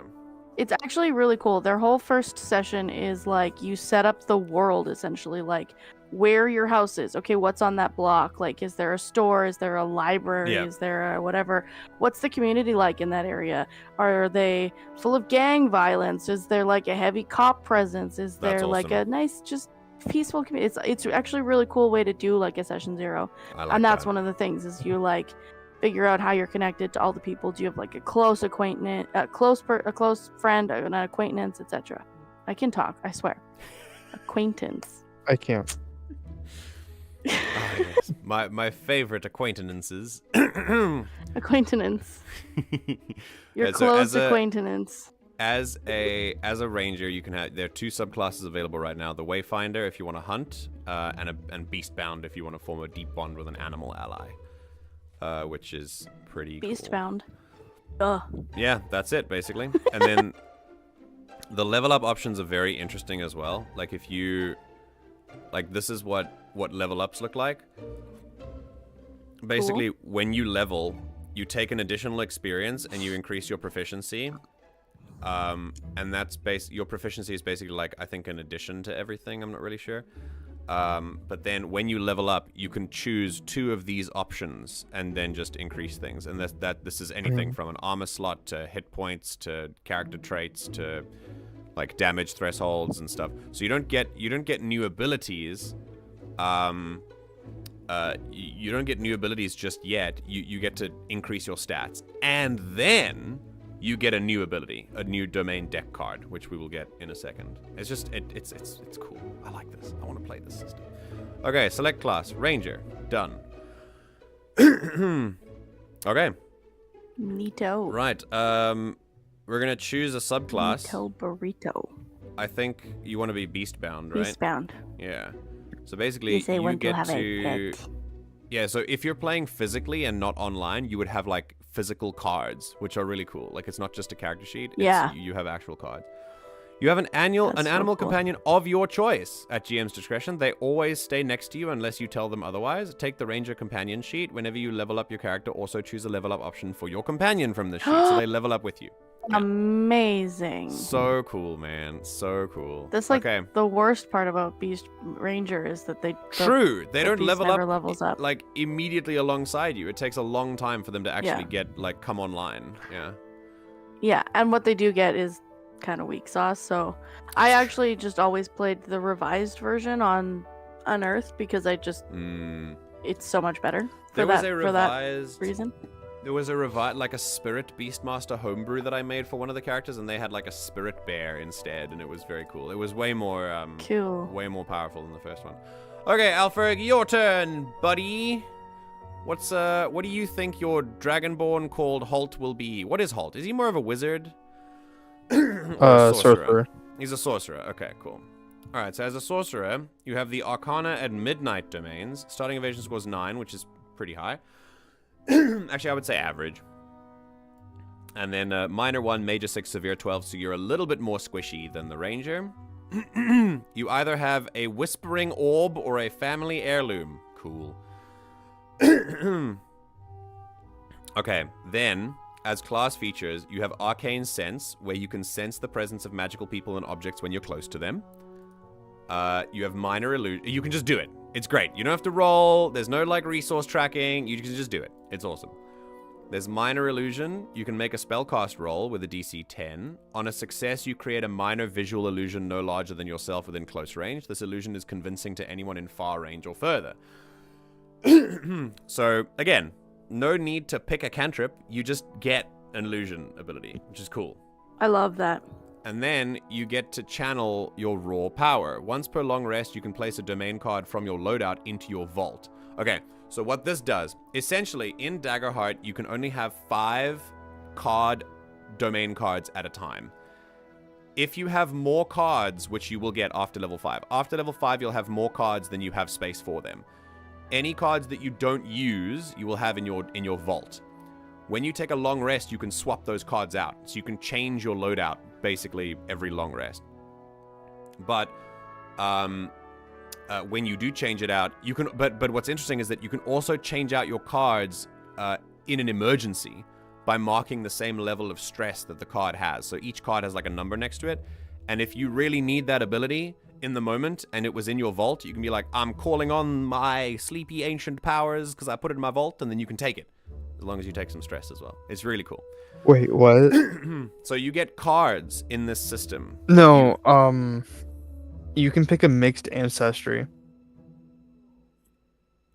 Yes? Question mark? Are you I looking didn't ahead? realize that.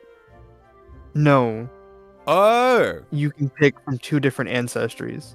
Yeah. You can have like a half and half, I think. Yeah.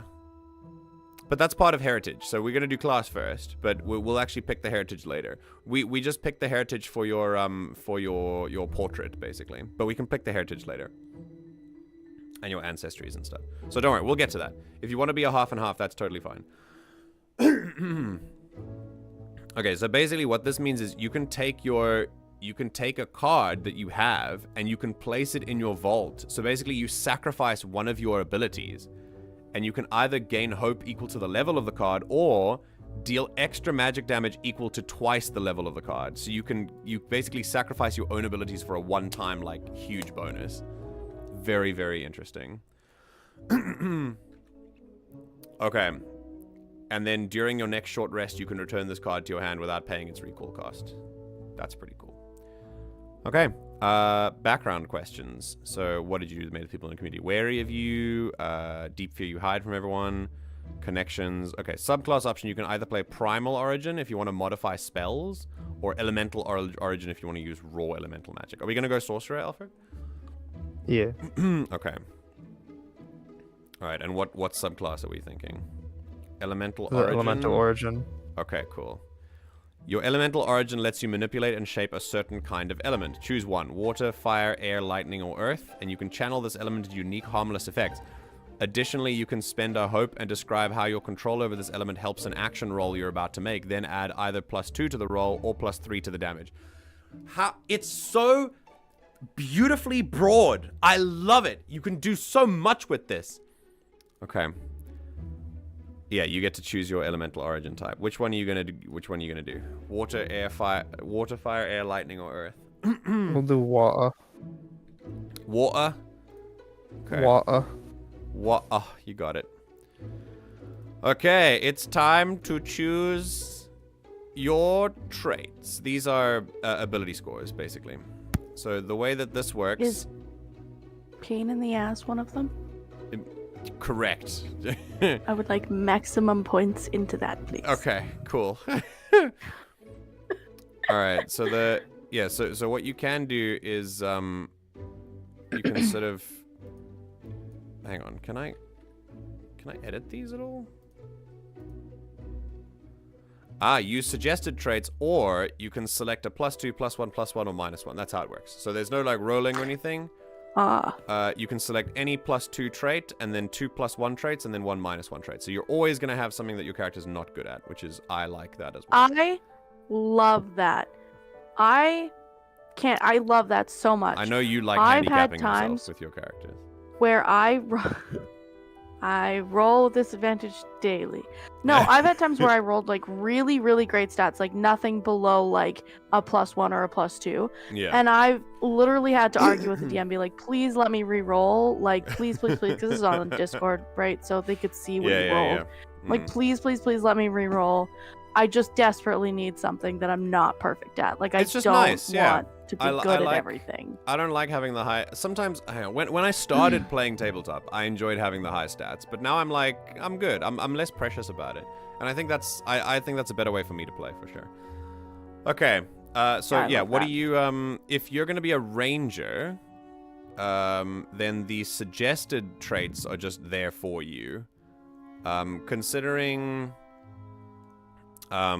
Considering we're not actually going to play with these characters, we could just use the suggested ones, because that basically puts you, agility gives you +2, your strength and your knowledge are down, but your finesse and your instinct, which is like your hand-eye coordination and your wisdom, are going to be buffed as well, and then your personality is not going to be great because you live in the woods and you're like a bear person.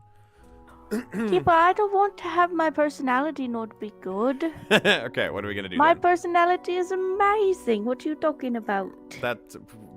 What part of the world are you from? No, me. My personality is amazing. I can't dampen that enough to be in character. Okay, so what is your what is your kidding, +2? I'm an amazing actor. What is your +2 gonna be? Where are you gonna put it? Put it into my character. Sure, why not? Yeah. Your character. I like that. Yeah, I'm asking to put my it into charisma. your character. Like. Yes. Oh, okay. I'm like, wait, yeah, okay. So presence. So presence is +2. I would like to be great. Charismatic. Okay. Agility, and then. Agility. What's the other one that's... The other dexterity? Finesse? Finesse, yeah. Finesse. Okay. Yeah, like the hand-eye coordination. Yeah. Uh-huh. Couldn't remember the word hand for a second there. Where's your minus? Strength? Which one is the wisdom one? Instinct. Instinct. Put it there, because that just makes a really funny ranger. Hilarious. Perceive, sense, and navigate, a ranger that gets lost all the time. That's fantastic. Yeah. I love it. But I notice everything. You have a keen sense of your surroundings and a natural intuition. You sense danger, notice details in the world. You're just a hippie. That's what we're making right now. You're just a hippie. It's great. Okay, cool. Alpherg, where are your traits gonna be? As a sorcerer. Where's your +2 going? We're just gonna use the suggested ones. Okay, cool. See, Taters, that's how it's done. All right, starting weapon. Listen. I told you to give me a pre-gen. You gave me options. I'm going to fuck it up as much as possible. No, we're learning. Okay, so you can use physical weapons, and if you have a spellcasting trait, you can also wield magic weapons. So I think, I believe I don't know if you have. I don't know if you can do this as a ranger. Hang on a second. Does the ranger... your chosen subclass grants the following features. You do get a spellcast trait. Okay, great. Okay.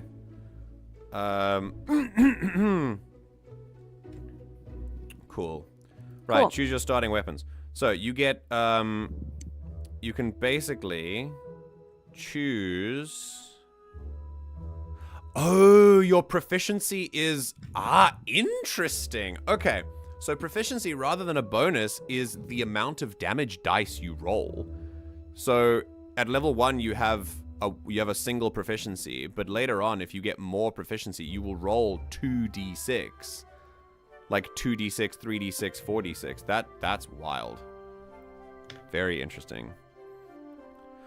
Okay. Very interesting. Alright, then you can choose armor, other starting items.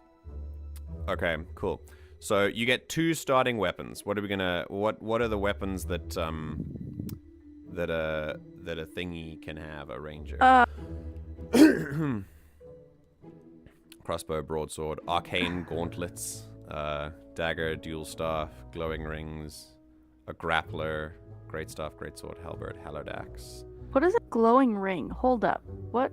A glowing. What is a glowing ring? Glowing rings. I think glowing rings are like they're agility. They're agility weapons, so you'll use agility for them. Frickin' chakrams. Careful.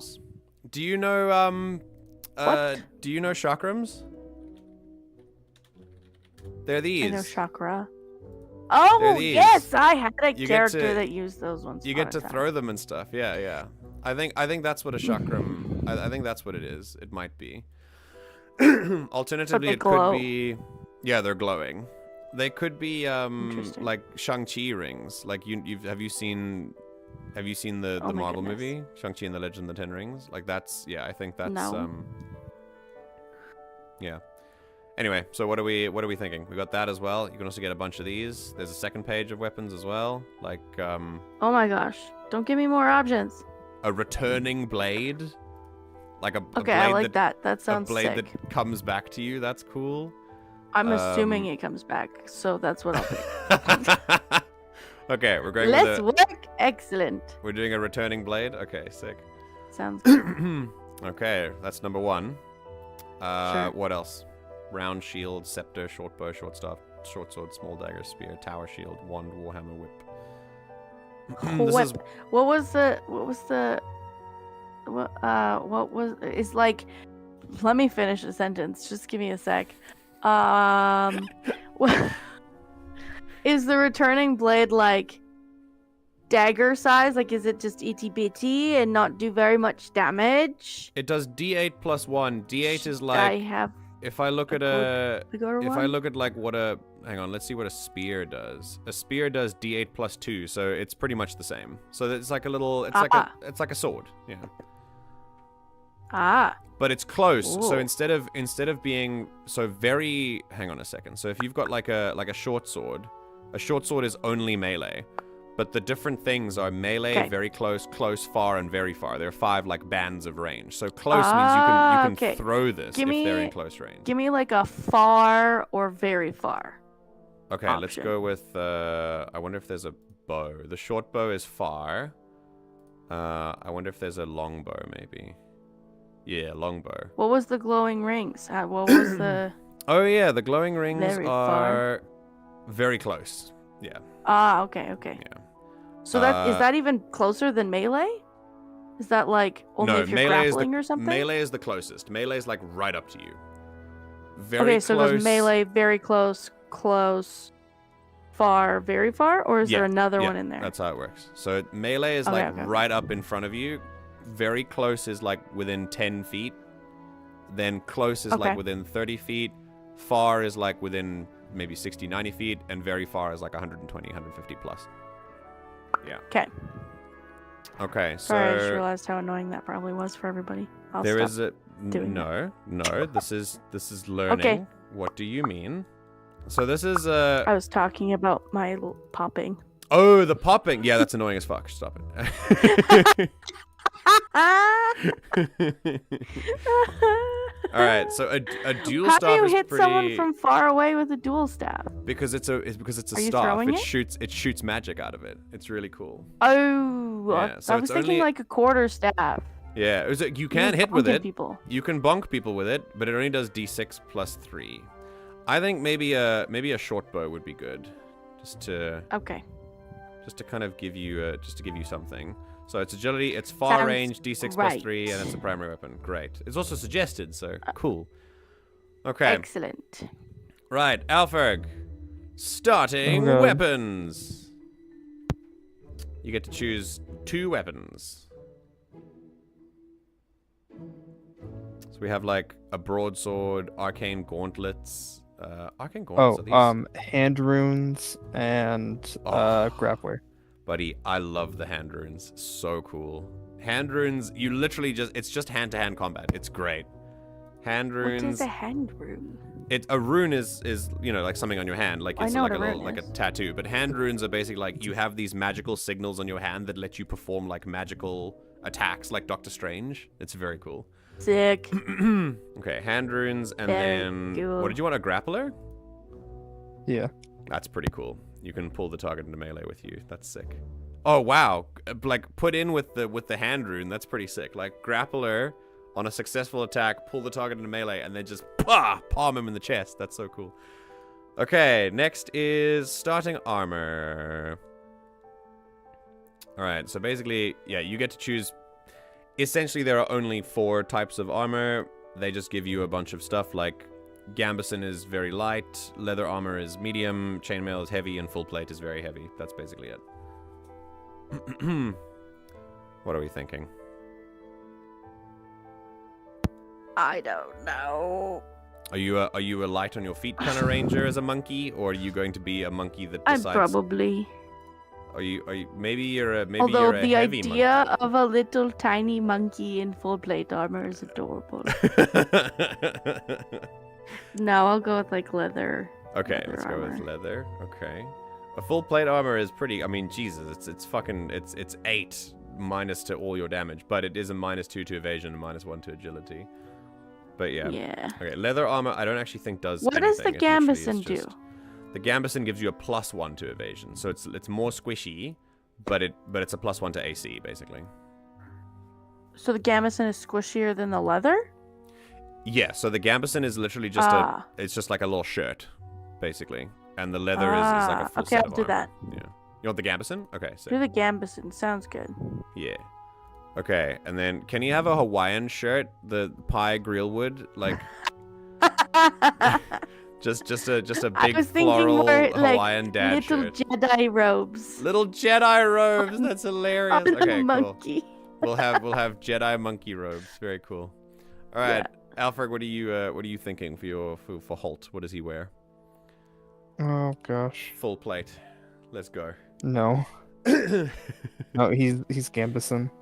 A gambeson as well. Okay. A lightly armored party. Wait. Excellent. Yes. No, let's go with leather. Leather? Okay. We do love a little bit of leather. Okay. Starting Hot. inventory. Choose between health or stamina. So health gives you, you can clear hit points, and stamina means you can clear stress.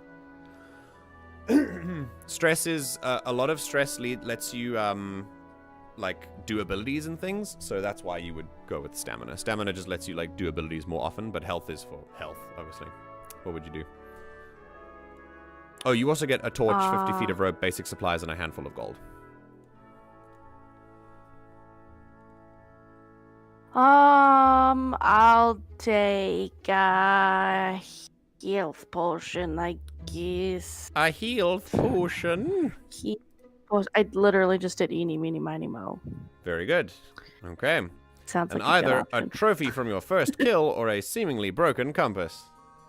Seemingly broken compass. Very nice. A la Jack Sparrow. I was also thinking of that. Okay, cool. Right? For real. Right, what about you, 100%. Alfred? Health or stamina? Come on. The laundry folding expert is not going to take stamina? Come on. All right, let's go stamina.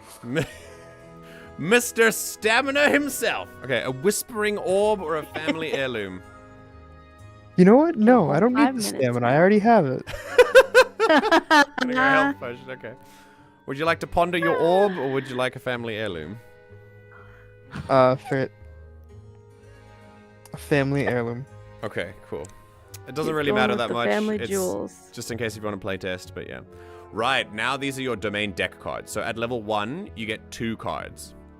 Your active domain cards, they grant you special abilities, and you can use it as many times as you want, unless it says so, for as long as it remains in your loadout. Okay. You get all of the bone and sage abilities. So bone is deft maneuvers. You can mark a stress to move anywhere within far range without making an agility roll to get there.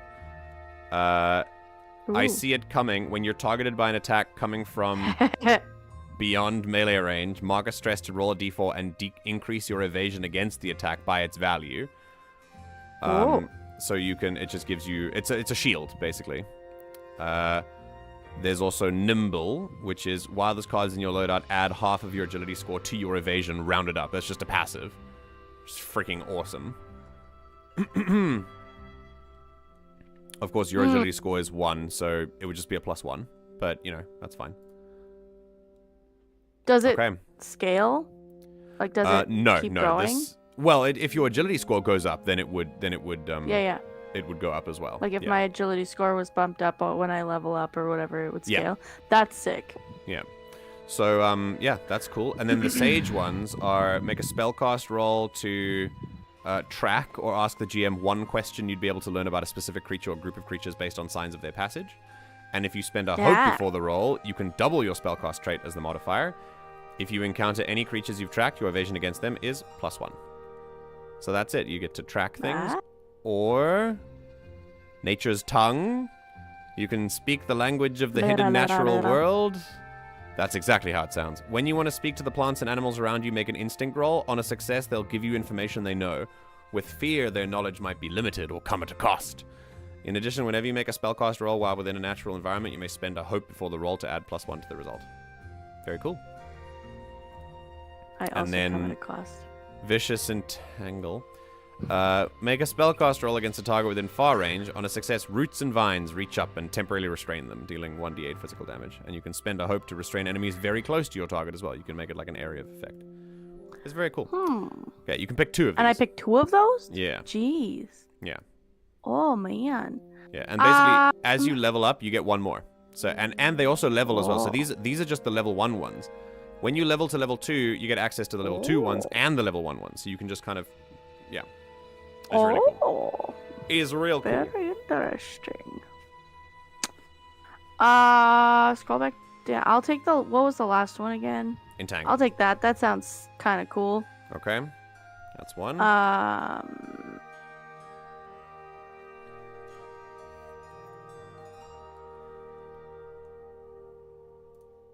I don't know. I immediately forgot what all of the other ones said. I like that I said Alpherg was going first and you keep putting me first. This is my strategy. So deft maneuvers is basically you can just move a bunch, like really far. Gifted tracker, you can track things. Sure, I see it that coming one sounds as a like shield. a monkey. Deft maneuvers? Okay. Sure, the deft maneuver sounds like a Very monkey cool. thing. Okay. Alpherg, your domain cards. Okay. Ooh, I haven't read these ones, so this one's going to be really interesting. Okay. Pick and pull. They're all so dirty. Anyway, you have advantage on any attempt to pick a non-magical lock, disarm a trap, or steal an item from a target, either through stealth or by force. Oh, this is just a passive. You just get passive everything. That's really cool. Also, you'll notice that this is 0 stress. So how this works is when you have a card that's not in your loadout, that's in your vault, and you need it, you can take it from your vault by marking the stress of the card that you take. I think is the card that you take or the card you put. I'm not sure which one it is, but if this is a 0, then if you need it in emergency, it won't cost you any stress. It's really, really cool. All right, so that's pick and pull. There's also Rain of Blades. Spend 2 hope to conjure throwing blades that strike any enemies very close to you. Make a spellcast roll. All targets you succeed take d8 magic damage using your proficiency. If any targets you hit are currently vulnerable, they take an additional d8 magic damage. Very cool. Then you have the other midnight one. Let's see. Uncanny Disguise. When you have a few minutes to prepare, you can mark a stress to don the facade of any humanoid you can picture clearly in your mind. Oh my god! So cool! That's wild. While disguised, That's so all cool. presence rolls to avoid scrutiny have advantage. The spell will begin to fade after 1 hour. Okay, sick. And then the Arcana ones are Rune Ward. I like this art So as does well. does this system actually define what is and isn't humanoid? I believe every species that you can play as counts as humanoid. So like every sentient creature that you'll talk to will be a humanoid. Yeah. Because like in D&D, there are things that are very clearly humanoid that just don't They're count not towards. humanoid. Yeah. Yeah, I think Fully. everything that you can play as counts as humanoid. And then like creatures like beasts and stuff, monsters, those won't be humanoids. I think it counts as like when they say humanoid, I wonder if that means like the am I gonna say the civilized peoples? Like it's more like the Yeah, like you know what I mean. It's like the ones that are more Yeah, like the changelings or shapeshifters or whatever in Baldur's Yeah. Gate 3 don't count as humanoid. Yes, they're technically monstrosities, so I don't think you could change into a changeling. Yeah, I would think like... That's a good question. Let's see if we can actually confirm that. Is humanoid here? Let's search. Humanoid.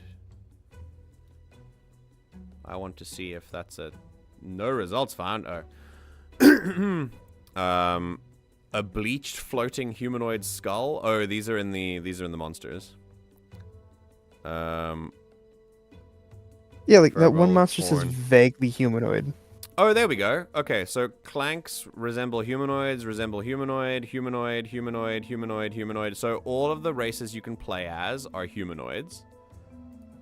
Now the word humanoid sounds weird. And then... Oh, these are just Ancestry classes and rules and stuff. Yeah, the Sablewood Messengers, a soft-spoken clank of indeterminate age. Creating your world. Ancestry. I think there were some monsters here. Vaguely humanoid, roughly human. A massive humanoid, a cave ogre. Yeah, I would say if it says humanoid in the description, then it could be a humanoid. So it includes some monsters as well, which is pretty cool. Okay. Then, Rune Ward, you have a deeply personal token or trinket that can be infused with protective magic and held as a ward by you or an ally. Describe what it is and why it's important to you. When the holder of the ward takes damage, they can spend hope to reduce that damage. If the ward die rolls an 8, the power will end after it reduces damage this turn, and it can be recharged for free on your next rest. Oh, so cool, man. So cool. A little shield. And then there's Unleash Chaos. At the beginning of a session, place a number of tokens equal to your spellcast trait on this card. So your spellcast trait, I think, is... God, what is a sorcerer's subclass trait? Hang on. I'm going to go there without having to click there. Go here.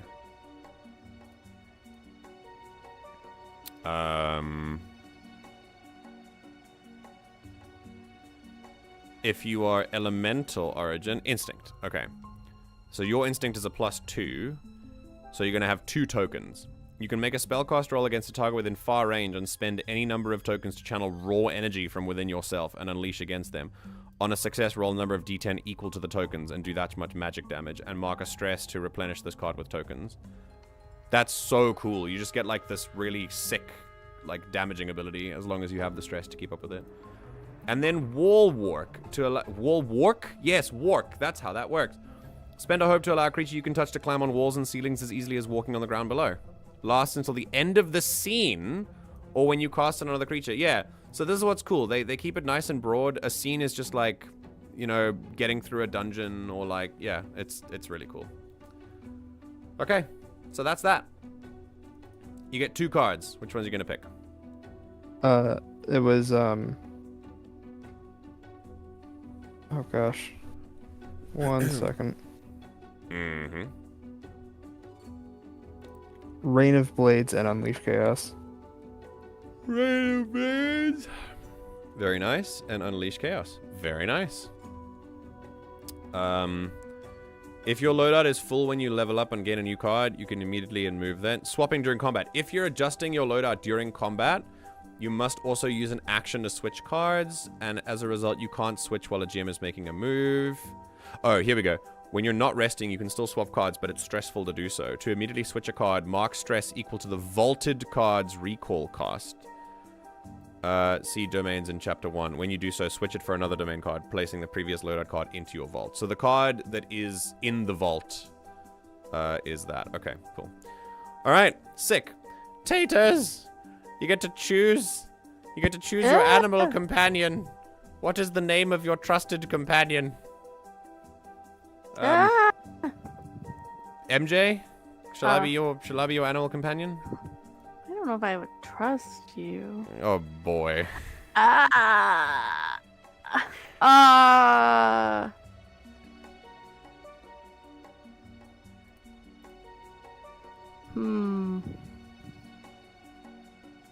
Literally every name escapes me now. Let's call them. What kind of animal were you thinking Turgle. of there? Turgle? I was Okay, gonna do sick. a monkey. Sick. It's gonna be a monkey with a gonna monkey do an companion. ape. Oh my god. That's. Wait. That's like. Listen, That's like a I human. am It's like a like a human ranger. No. It's like having okay. a human ranger No. with a child companion, like a tiny little toddler companion. It's not. No, because the monkey class or the monkey race has got to be different than just regular monkeys, or monkeys wouldn't be an Nah, option You're for right. druids to turn into. That's so right. I'm just Yeah. saying, Yeah. No, you're right. it's more like Goofy and Pluto. Are true. Okay. They just share a common ancestor. Or when Donald Duck fed the ducks at the park with his Oh, yeah. girlfriend Daisy. Yeah, that makes sense. Just that saying. Makes sense. Okay. All right. Cool. Now you get to you get to describe like what kind of role this character will play. These are their skills. What sort of skills? So example, companion experiences, on high alert, bold distraction, navigation. We always find them. Nobody left behind, nimble, etc. Like this is and you can have one of them at +2 and one of them at +1. Okay, so wait, Basically, what this means is what kind of role is this animal going to play? What kind of role would this companion play? can I use them as like a mount? Is that an option? Absolutely. You can have like an orangutan instead, yeah. You could go trusted No, mount. it's Let's go. a silverback gorilla. It's a gorilla? Okay, amazing. Let's go Yeah. trusted mount. All right, cool. I actually had a halfling that was a ranger that had a Incredible. gorilla. Yeah. Now you have a monkey that rides a gorilla. Very cool. The Is ranger's this- name was Poe. Last name Taters. Nice. Potatoes. Cool. Potatoes. Taters. Nice. Is this its primary function? Is this going to be its +2 as being a mount? So basically, what are their examples? What do their examples even mean? Like not it- guardian. What's the beauty of it is that it's up to your interpretation. So for example, Okay. guardian, let's say guardian of the forest, right? Guardian of the Yeah. forest, I would allow as a GM, I would be like, you could use that whenever it's standing in defense of creatures or animals, or whether it's stopping people from burning a forest down, or whether it, can't hit what you can't find would give a stealth bonus if they were trying to stealth and like sneak attack something. Intimidating would Service be if animal. he was, I love that. Yeah, service animal. If they're providing I emotional actually just strength have to you and anxiety stuff. Yeah. and a heart condition. Yeah. Okay, let's do trusted mount as number 2. Yeah. At Dookie. So it'll just be the +1. So sorry. Okay, I made you put that in the wrong spot. Just a +1 is trusted mount, so that's just the +1. Yeah. Okay, cool. And then what's your primary function? Service animal? No. I had an idea. Hang on. It's flown from my navigation. That's the one. Oh, because a I am navigator, terrible 'cause at that. You suck So- at it. Okay, cool. So your They silverback gorilla have- is your GPS. Okay. It's sick. my guide gorilla. Okay. Your guide gorilla. Very cool. Okay, and then if you So I command your don't commander to get attack, lost. they have any benefits that would normally only apply to you, like the effects of Ranger's Focus. On a success, their Oh. damage roll uses your proficiency and their damage dice. So your proficiency, so they get to deal multiple dice if they're the same level as you. But yeah, they get to they get all the benefits that you would benefit as well, which is really cool. All right, That is cool. when they attack. With their weapon, I assume Yeah. just with a gorilla, it's just fists, Just right?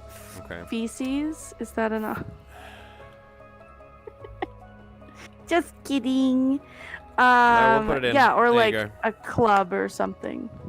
Oh, you want to give it a club? Oh my god. Sure. Okay. Yeah. Sure. it Or can- like what does King Kong have, like a hammer or something? We'll do that. An Not axe. King Kong. an axe. Okay. Diddy Kong. Diddy Kong Oh. and Oh, those are two completely different characters. so totally different things. Those are so Donkey different. Kong. What does King Kong use? Wait, no, I meant Diddy Kong. Donkey Kong. No, Donkey Kong. Oh That's my also god. Completely different. Oh, that's so Does funny. Donkey Kong have a weapon, or does he just wait, barrels? He Barrels, chose I guess. barrels. Sure, let's go with barrels. You really won't put that. That's Wait. Uh. That means that Pi Grillwood could hide in a barrel that Turgle could then throw, and then The barrel is made out of grillwood. monkeys in a barrel, yeah. And it's a Grillwood constructed barrel, yeah. This is perfect. Then it wouldn't break because, as we all know, Exactly, because as we know, grillwood they is are very the finest hearty. Nice hardwood. used in All right. luxury items through the All right. galaxy, known Here for we their go. color and rarity. Yes, thank you. Right, so we've gone with oh, you get to be mixed ancestry, Alpha. We're gonna go to you now. Okay. So you wanna be We're mixed? gonna stop talking to taters. No. Oh, you don't wanna be. You wanna be just Dracona? Yeah. Okay, cool. Right, Dracona represent wingless dragons. Basically, you get your breath and extra armor protection. What is your elemental breath type? Ice, fire, electricity, Ice. etc. We're going ice? Okay. We'll go with etc. Fucking hell. I mean, I imagine you could do water as well. Like, you could just breathe water. Well, That sounds fun as hell. Considering you were gonna do water with your subclass. But ice works the too. reason I did water because it didn't give me the choice of ice. Okay, fair enough. Well, we could always change that. Hold on. Dude, for real, that's so cool. Change it. Yeah, let's go elemental origin. I love that. I mean, I imagine water implies ice, I guess. That's what I would assume as well. Yeah, okay. We can say it implies ice, sure. All right, choose a Yes. community. All right, so this is your Orderborn. this is your background. Orderborn? Okay, sick. You're from a collective that focuses on discipline or faith, and you uphold a set of principles that reflect your experience there. So basically, you get to record 3 sayings or values your upbringing instilled in you once per short rest. When you describe how you're embodying one of these principles through your current action, you can roll a d20 as your hope die instead of a d12. Yo! That's actually so strong. Oh, wow. So you get 3 like mantras basically. And then if in the session at some point if you're like, yeah, I'm following my mantra, then you get to roll with a d20 instead of a d12. Shit, man. That's awesome. Very cool. Very cool. Okay. Orderborn? Are we going with that? Yeah. Okay. Record 3 sayings or values your upbringing instilled in you. Let's go. Always fold laundry correctly. Cool. What else?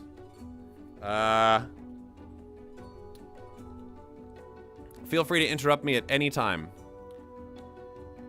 Wait, Turk I'm could just too busy throw laughing. Poe, and we called it the potato cannon. Yeah. Okay. What else have we got like from for? Tarzan. I have an actual thing for this. Okay, go for it. What are Holt's maxims? It's just fight, help, smile.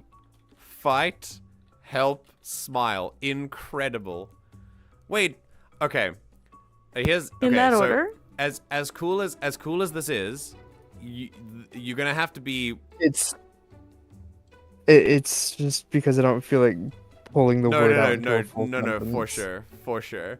But I think what this could be is like. But they're in game, this would need to be applied very specifically so that you can't just do it for everything. But it is a once per short rest. oh yeah, like I said, it is a like there's a whole sentence there. Oh, It's okay, just being summed up in one word. cool. You got it. Okay. No for the spoilers purpose for your of this, book. it doesn't need to be the. Yeah. All right, Ancestry. For you, Taters, we're going Simia. which is nice. And your thing is you have advantage on agility rolls that involve balancing and climbing, and you can increase your evasion by +1 at character creation. Cool. Let's go. Choose a community. Okay, so Highborn is noble, like nobility. No. Loreborn is like an academic. No. Or politician. Or politician. Yeah. Orderborn is like an acolyte, like a paladin monastery kind of thing. Ridgeborn is like a mountainous kind of place. Seaborn is pretty obvious. Slyborn is like an urchin kind of background. Underborn is specifically under the ground. Wanderborn is like a wanderer, like an outlander kind of thing, a nomad. And Wildborn is like just within the forest. Can we do that but say it's a jungle? Sure. Let's go Wildborn and jungle. Okay. Technically, there is no definitional difference between a jungle and a forest. Really? Well, for the most part. One of them doesn't have a gorilla in it. So I think we found the I'm just saying. description. If you were in my grade 1 class and you said that a gorilla was from the forest, I would only give you half points. So I'm glad you're not my teacher, because my gorillas that I like live in forests. I'm just saying. Alpherg, what would your clothes look like? Clothes that are what? Flamboyant. Flamboyant. Like Okay. you float in the water? Eyes And like also what? catch fire? Correct. Eyes like what? What? Shamrocks. Eyes like shamrocks. Wait, hold on. What is a shamrock?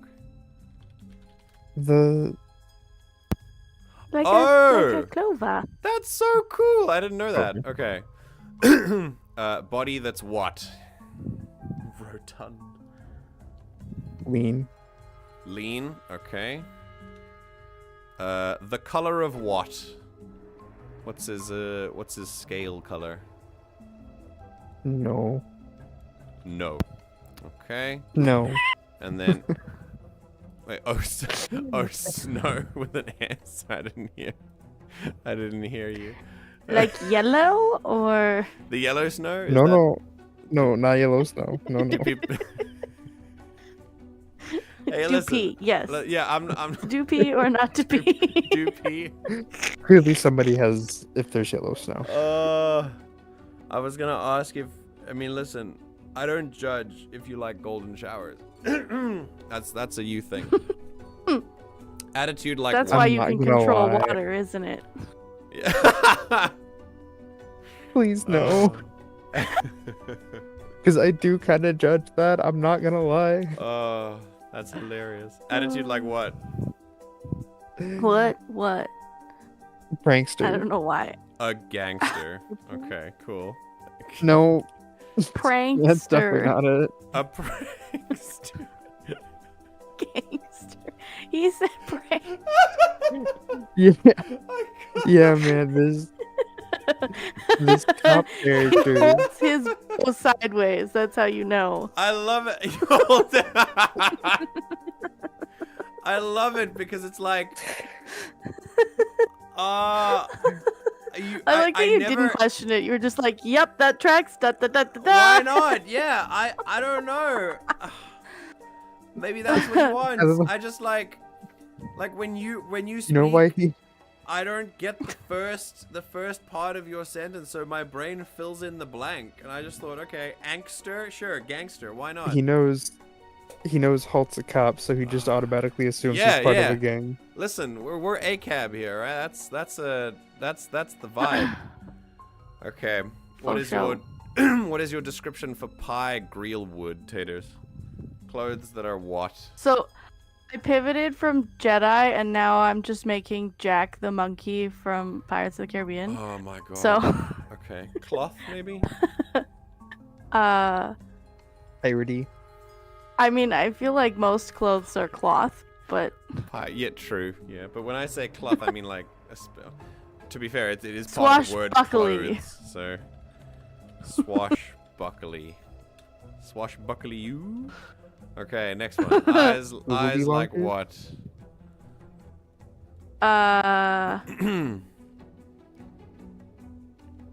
Like they're judging you. Is that enough? You can make anything else. You can make anything. That's the beauty of the game. Like beady eyes, like little beady, unnerving eyes. Eyes like unnerving beads. Okay. Sure. A body that's what? Now I'm just thinking of Coraline. Ew. Okay, no, Those change are that. buttons, but No. Okay, wait. Not beads. Not. Now I'm also thinking Coraline. No, Okay. do like I don't know, like insect-like or something. That give like tiny, squinty, Eyes like judgy, creepy eyes. insects. Like that's what I'm so picturing. I would just say judgy. Fine. Eyes like judgmental insects. Eyes like No, all I can imagine is Eyes like a wasp. I don't. a monkey, but like- with like a bunch of eyes, all judging Yeah. you. Eyes like a judgmental wasp. Cool. Like 6 different eyes. Yeah. A body that's what? A body that's serving 24/7. Lanky.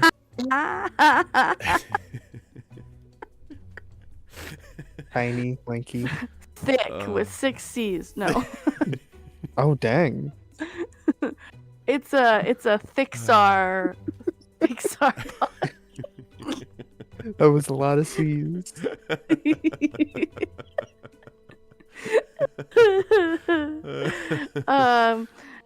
This like springy, wiry body. Wiry. Yeah. Is that sure. what you're looking for? Yeah. The color of what? What? I don't The know. abyss. The abyss. Eyes like the abyss. The color. The color Sure, of skirt. judgment. Skirt. The color of judgment.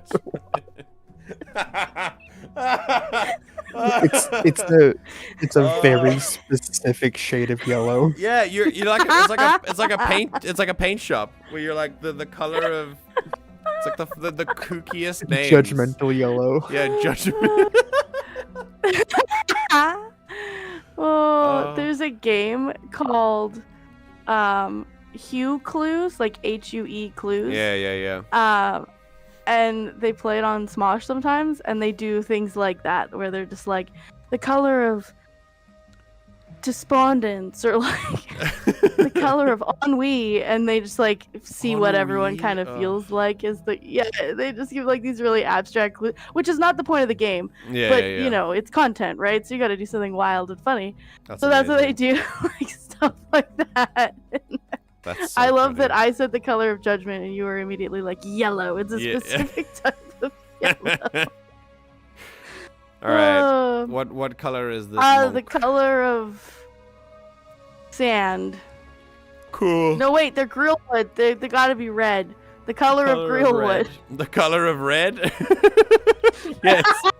I love it. The game is probably like, yes, that is Grammar. a color. That is indeed a color. The color of grillwood. Cool. Attitude like what? A watchdog? No. Like a watch attitude monkey. like taters. Attitude like taters? Sick. Okay. I feel like that's close All right, enough. cool. Here we go. Who Background needs to get into questions character for Holt. when you are a character. What did you do that make the people in your community wary of you? I created the yellow snow. Okay. Who finally taught you how to control the magic bursting forth from you, and why are they no longer able to guide you?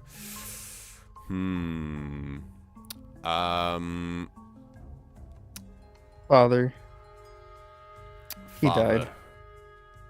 He died. Cool. Did he also teach you the yellow Okay. snow trick? Did he teach you how to... If you want to replace this, let me know.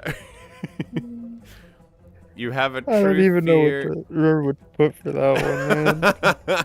You have a true fear you hide from everyone. What is it, and why does it scare you? Emilia. Cool. Because her cocoa is too hot all the time. No, Yeah, it is. She made my That cocoa. hot, too. hot She cocoa. doesn't drink cocoa. Because she made my She made my makes- cocoa too hot. She's hot cocoa. She just makes my cocoa hot, man. Just He is makes the my- hot cocoa. My cocoa hot. Yeah. Okay, cool. What about you?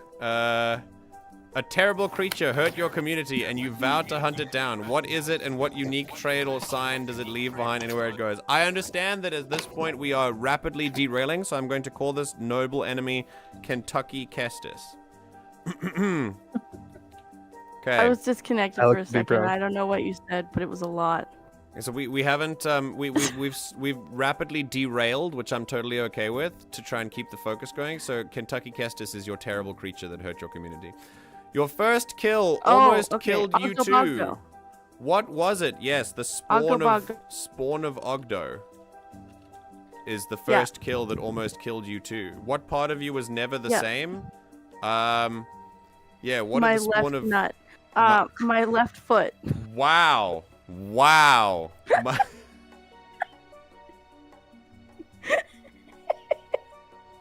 What you're looking for?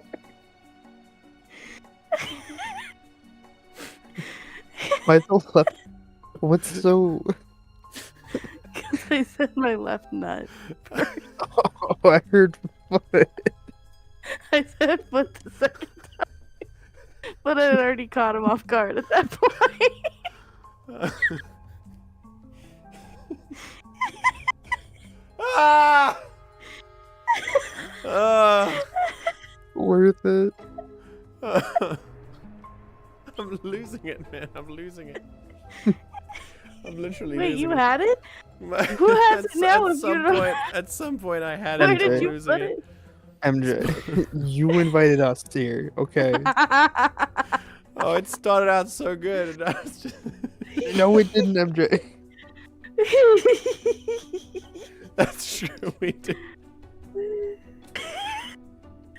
That's very true. It started out One with of the- me one- saying that my it's- chest was more than 2 handfuls. No, So, like, yeah, I that's feel it. like It started This out with is us on creating par. a character called Pie Grillwoods. I feel like we just sort of we're on track. I mean, Spawn of Ogdo has a tongue, so what about like your left nostril or something? Maybe that was never the same. I mean, that's 'cause he- why I said nut. Yeah. Left foot. Just My put left foot. foot. Okay, great. You've traveled many dangerous lands, but what is the one place you refuse to go? Oh, Ogdo's house. Ogdo's.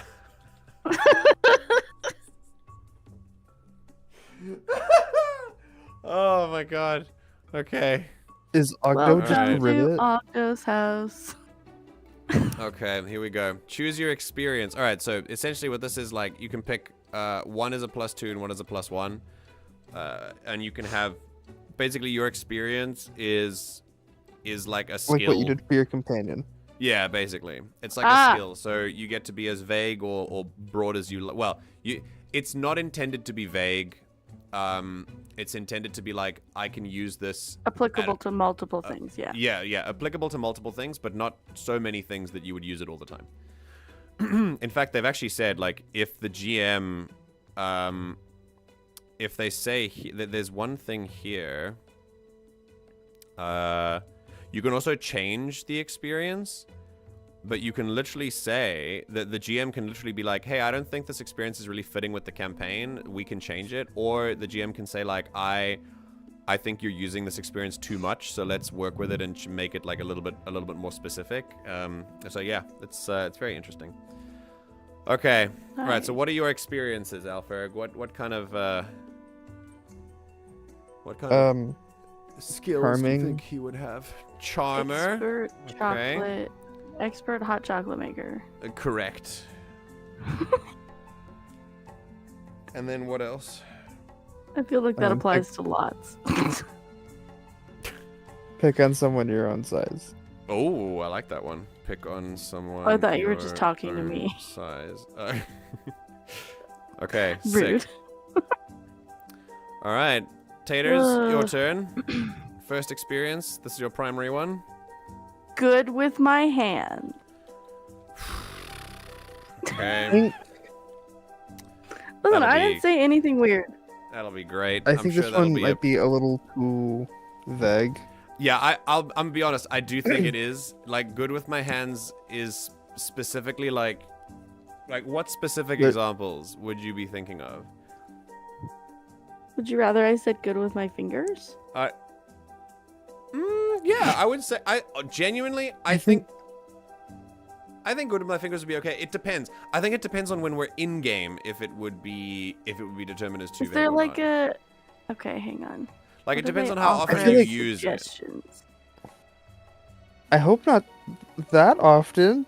No, because I mean, like, no, because good with my hands could be like, lock picking or climbing. Quick hands. Or... There, they said quick hands, so I like. You know just what? do Yeah, that I then. think if in that case, yeah, quick hands is a little bit more. So because good is just like you do everything good with your hands. I think quick with my Yeah. hands is. quick is better. That's one of the suggestions was quick with my hands. So I'll do Quick that. hands. Yeah. Okay. What about the rest? Yeah, But also they have things like incredible strength. So that's also that's what I mean. Like it's yeah, that's pretty also vague pretty. for- I could go with good with your hands. Yeah. Okay. Fair enough. Cool. Good with my hands. Right. What's And next? like circumstantially, if you were like, you've mostly used this with like this Yeah. kind of theme, Yeah, you're you right. can't branch so far off of there Yeah. now Yeah, after. you're right. But I feel like that would be fine. Okay. It cool. like what about situationally. the next experience?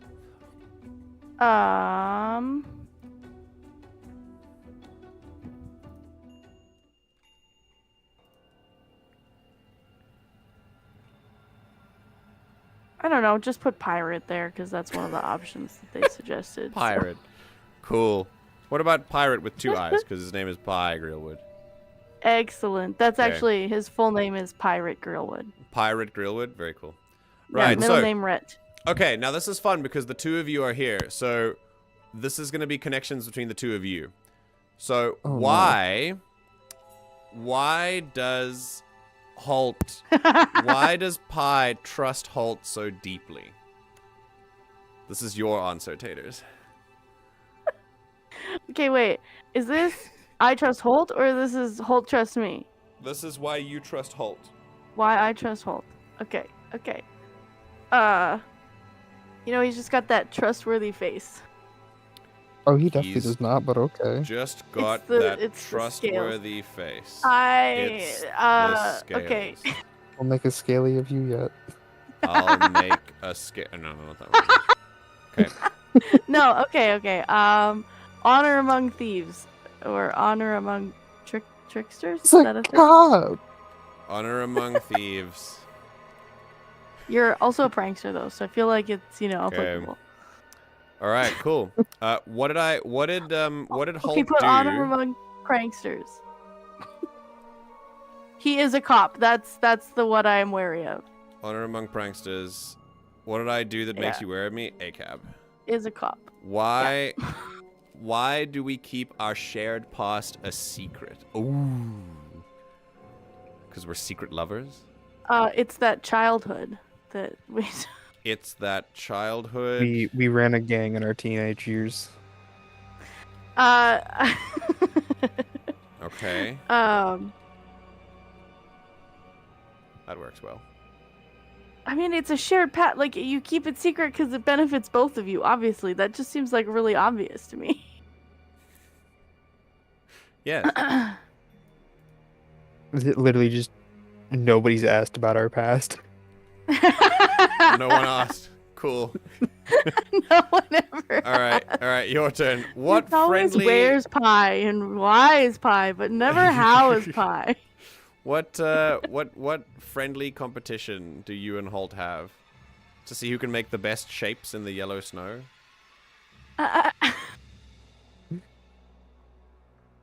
I mean, I'm pretty agile. I feel I'm missing a left Oh, nut no. though, apparently. Cool. I Maybe just that remembered. affects the aim. You remember when we were getting just like back-to-back genre spoof movies? Yes. Oh, like scary was- movie and stuff? Yeah. Yeah, there was the Starving Games. Oh, I I do haven't not seen that remember one. that. And in that one, it was clearly like a rip on Hunger Games. Right. But for some reason, they also had a Narnia bit where they grew old, and all four of them, Oh my god. both guys and girls, were drawing in the snow. Hey. Okay, cool. Hilarious. Okay, so I'd win. what? I'm just saying. What? What do we have a friendly competition? We arm wrestle. Okay, cool. Best prank. Tic-tac-toe. And Oh prank. yes, Oh absolutely. yeah, each no, we other just have like a and prank war. go I would be down with that. tic-tac-toe. Okay, cool. I would Except just it's not be, a- yeah. It's just a Halt. prank war and also tic-tac-toe. Holt, why do you act differently when you're alone with Pi than when others are around? I feel like they are setting up an enemies to lovers what the kind hell, of man? arc, to be honest. What the I hell? don't- Why do you do that? Why do Come you on. act differently? It's toxic, bro. I don't know. He's just kind of cute. I don't know. I'm just... wait, who's cute? Pi's cute or you're cute? Yes. Weird. We just both kinda so dang cute. like that, yeah. Yeah. Alright, what have you asked... Holt, what Amelia have is you just out of asked... the picture now. Yeah, correct. What have you asked Pi to keep an eye out for, and why are you worried about it? I'm no snitch. I'm no informant. I'm. Nice try, magic FBI. I see you. I see your tricks. Anybody looking for him? Okay. What have you asked me to keep an eye out for? Okay, cool.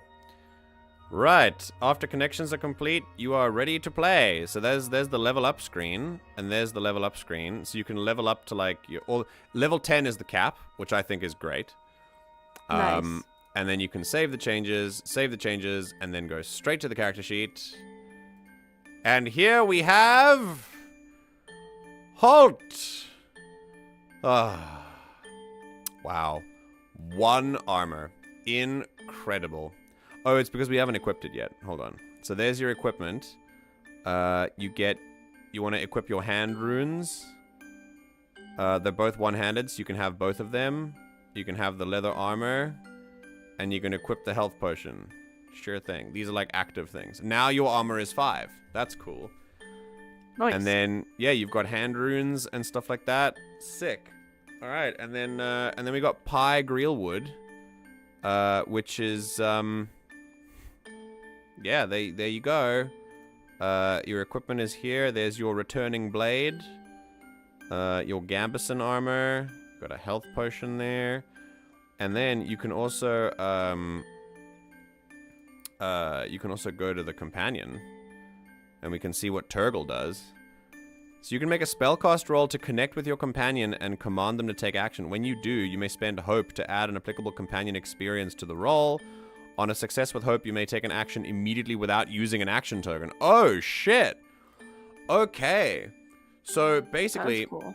so you make a roll, which counts as an action, to connect with your Right. companion and command them to act instead of you. Nice.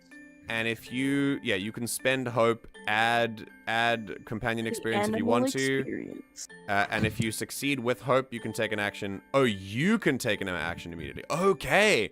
So if you succeed with fear, then the animal still goes, but then the DM gets a fear token. But if you succeed with hope, then you can take an action immediately after this. You can act together.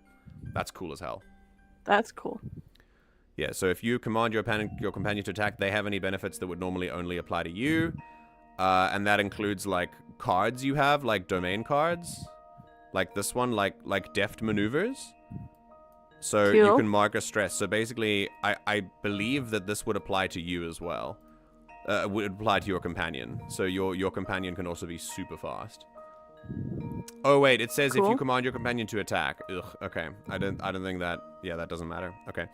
Then stress, anytime your companion would take damage, they mark 1 stress. Oh, so they don't have a health pool. Okay. So Oh, that's kind of anytime, neat. anytime your companion would take damage, they mark 1 stress. When their stress slots are full, they drop out of the scene, hide, flee, etc. They're unavailable and will return at your next long rest with 1 stress cleared. Whenever you use the clear stress downtime action on yourself, it clears that much stress on your companion as well. That's really cool. So if they don't like die, that. So there's no they just killing run. pets. Yeah, you can't kill pets unless you agree on it. But yeah, they just run. Which like makes perfect sense to me because like or your horse is gonna leave, or your whatever is yeah. gonna leave. They get they're spooked, gonna go somewhere and hide. Yeah, I fully like that. Before things get too rough. Or if they're in danger, then I would rule like if there's no place for them to run, they could just go down and just not die, but just go unconscious and then play dead maybe. And then, yeah. That'd be pretty cool. I love this. This is great. Okay, and then yeah. So that's how that would work. And then for you, I don't think you have any companions or anything, yeah. Alright. Can my simian look like an opossum? Because that would be funny. That sounds very good. I would approve of that for sure. I Alright, so yeah, love if we make like a, let's say if we wanted if we wanted Pie Greelwood to make to tell a lie to Holt and say, yeah, Holt, I'm not doing anything with the yellow snow. Don't worry about it. So that means that you would roll 2d12. You would have a +2 because of presence, and Holt would have a +1. Then Holt, because Holt is because they've already programmed that you have that ability that lets you add a d20 instead from your thing. Holt is like, you know what? I'm gonna smile and say no, and therefore smile. So that's a d20 for hope. So then we roll that. The hope result was 15. The fear result was 2. That is an +1. That is an 18 with hope. That's pretty high. Then we roll with you. And even with the 15 hope, you got an 11 + 7 + 2. That's a 20 with hope. So how this would work is Holt believes that you did nothing with the yellow snow. You both get a hope token, and then you get to spend that later. Freaking cool. That's how that works. Then Holt is like, I don't believe you, but I'm going to metagame and say, like, no. So I'm going to make an attack roll. So an attack roll is also with hope, and he's going to smile again and be like, you know what? Yeah, I'm smiling while I do this. I'm just kidding. We're going to go with regular hope. Smiling has become, like, guidance and... Yeah, guidance. Yeah, that's pretty much it. And then, yeah, and then Pi is going to be like, you know what? I'm going to attack you too. So, Holt what the hell, man? Yeah, Holt will roll with a +2 because it's instinct weapon, and then Pi will roll with a +1 because it's a finesse weapon, and then Holt will get a 13 with fear, which is cool because that means I get a fear token or I get to make a move immediately. That's a 5 and a 6. But a 13 still beats a 12 evasion, so he will still do damage. That's a 1d10 magic damage. And we'll roll that and get a 5. So that's 5 damage. So how does this work for Pi Greelwood? So Pi, in this instance, because he did 5 damage, Pi now gets... The damage threshold is between 1 and 7. So that's a minor wound. So you would mark 1 HP. Alternatively, if you wanted to try and soak that damage, you could spend an armor slot, of which you have 6. Although you should have 3, I think, actually. Yeah, which means every time you spend an armor slot, you take that number away from the damage. So now it does 3 damage. Now it does 1 damage. And now it does 0 damage. But you always, even if it does 0 damage, I believe you always clear a stress. Like it's always marking a stress, even if you take no damage. So if an attack hits, it's always going to be a stress. Why should I only have 3 armor slots? I don't know. It says 6 here, but it should have been... when I watched the one shot, it should have been... they all went with 3. Yeah, let's see. So there's also an optional rule for massive damage. Double your severe threshold. If you ever take massive damage, you mark an additional hit point. I would be cool with that. Yeah, marking hit points. I would say, like, yeah, let's go with the armor slots quickly. Yeah, 6 armor slots is max. Armor allows you to mark armor slots to reduce incoming damage. When you equip armor on your character, record its details in the active armor section. See armor tables. Reducing damage, yeah. Base score up there. I don't know why it says nothing here. Base score, armor's base score determines how much armor slot. Yes, your base armor score is 2 for this, for Pi. Okay. Yeah. Feature armor features describe any special rules that apply only to that particular armor. Reducing damage, okay.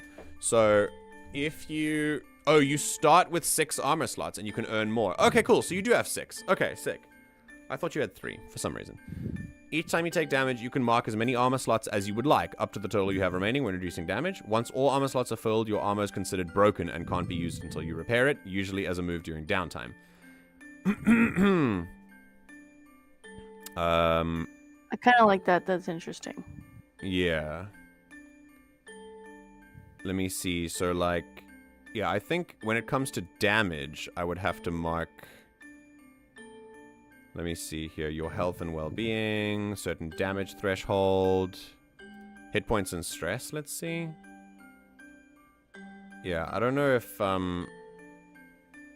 if you reduce damage by a lot.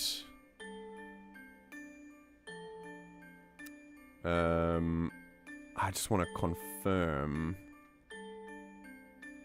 You can mark as many... Yeah, it doesn't say. Although I believe how they did it was you still take a stress if you reduce the damage to 0. Oh, well, we can actually click calculate damage here. So the damage that you took was 5. So if we click calculate damage, you have 3 more usable armor slots, but now you have 6. Okay. So these are your usable armor slots. You can apply resistance as well. So here's the damage number. You would mark 1 hit point here. This is the final outcome. But if you use 1 armor slot, the damage after armor is 3. You would still mark 1 hit point. Use another one, it's 1. And if you use -1, it's no damage. Oh, cool. So you actually... Yeah, you genuinely won't... Do you only take stress if it's a major, maybe? Or like... Maybe, yeah. I wonder. Let's see if the damage goes up. Let's say it's 15 damage. So that's a severe wound. That's 2 hit points, 1 hit point, and that's it. Interesting. Yeah, I don't think you actually get any stress. That's interesting. Okay, cool. I'm fine with that. Right, and then you go, well, actually, I'm gonna hit you. You also succeed with fear, but it is a 17. You definitely beat the evasion of 9, and then you deal 1d8 plus 1 magical, which is gonna be a 6. Okay. Yeah. So that's 6, major. So 6 damage would usually be a major wound, but Holt is going to use his single armor slot to reduce that by 5, because he's tanky as hell, and he will only mark 1 hit point. Then you apply that, it's 1 hit point, and that's it. So actually, this website is actually really, really good at marking these things, and this character sheet works really nicely as well. I like this a lot.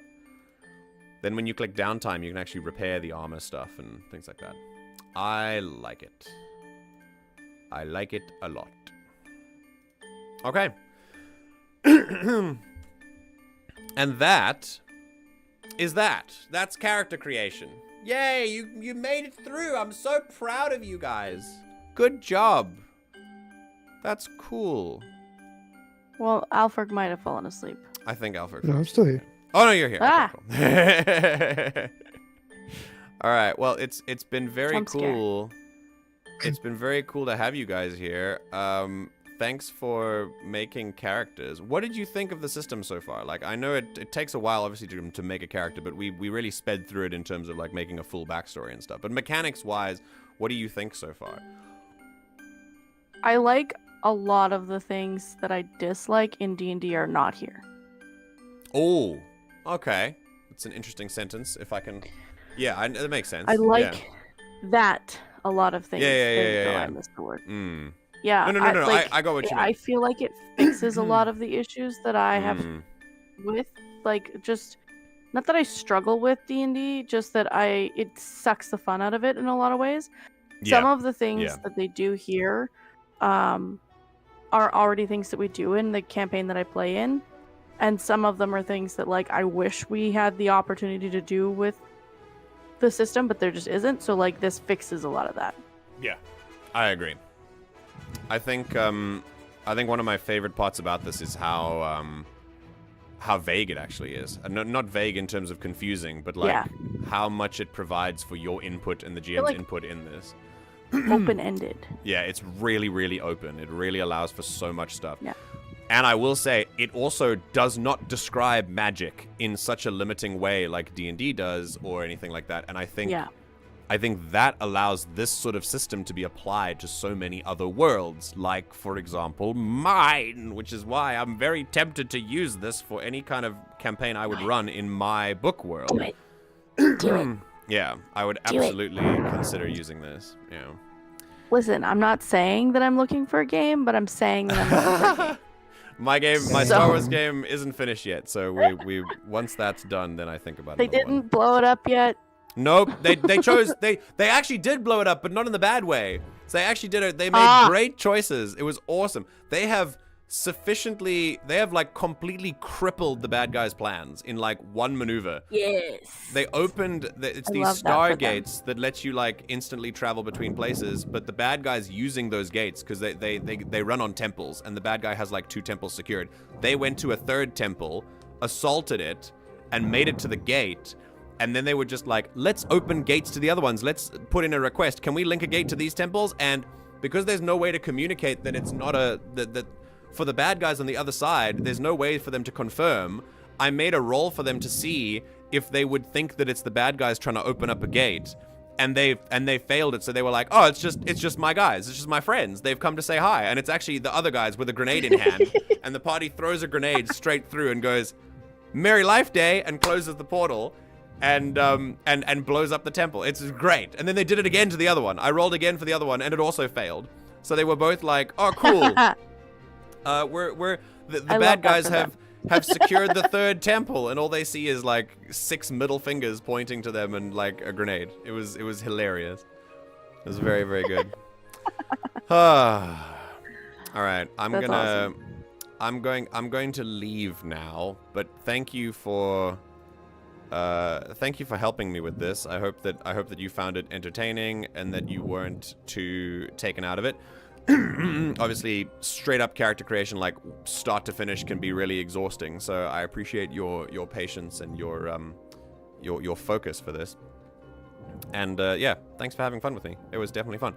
I'm going to be reading about Die now. Good. I'm glad. I'm going to go and read the Die PDF. Yeah, go ahead. I'm just saying, if you're starting a game, just throwing it out there. I told you my list. I will never reveal my list until it is time to approach. I'm just saying. You will never know. I'm just saying. You will never know. All right, friends. Lots of love. Have a nice night. And Alpherg, join the Discord. I don't know why you didn't duck out early, because you have to be up very early tomorrow morning. So yeah, because we were making a character. May the force be with you. Because peer pressure, obviously. Please drink some coffee in the morning when you wake up. There's Java Monster in the work fridge. Okay, good. God, that sounds like a wild combination. Okay, friends. Have a nice night. Goodbye. Goodbye. And thank you to Pocket Bard for this wonderful soundtrack throughout our character creation. It's been amazing to see. And we just love it. We love Pocket Bard. It's going to be there for the foreseeable future, so get ready for it. For now, everyone, it's been such a nice time with you. Thank you for spending time with me. If you're watching the VOD, if you're here live, if you're active in chat, if you're not active in chat, I don't care. It's just been nice to spend time together. Thanks for making me a part of your day, and thanks for allowing us to spend this time together. Thanks for sitting with us and creating characters in Daggerheart. I hope that's been entertaining and insightful for you. Just understanding how things work. If you're interested in Daggerheart, you can go check that out on the website. It's very easily Googleable. For now, it is 12:53. It's lunchtime for me. That rhymes. I'm going to go have lunch. Thank you once again for tuning in to the Everything GM broadcast. Make sure you drink some water. Be kinder to yourself than you're currently being. And I'll see you in the next one. where we do it all over again with Mass Effect. Take care!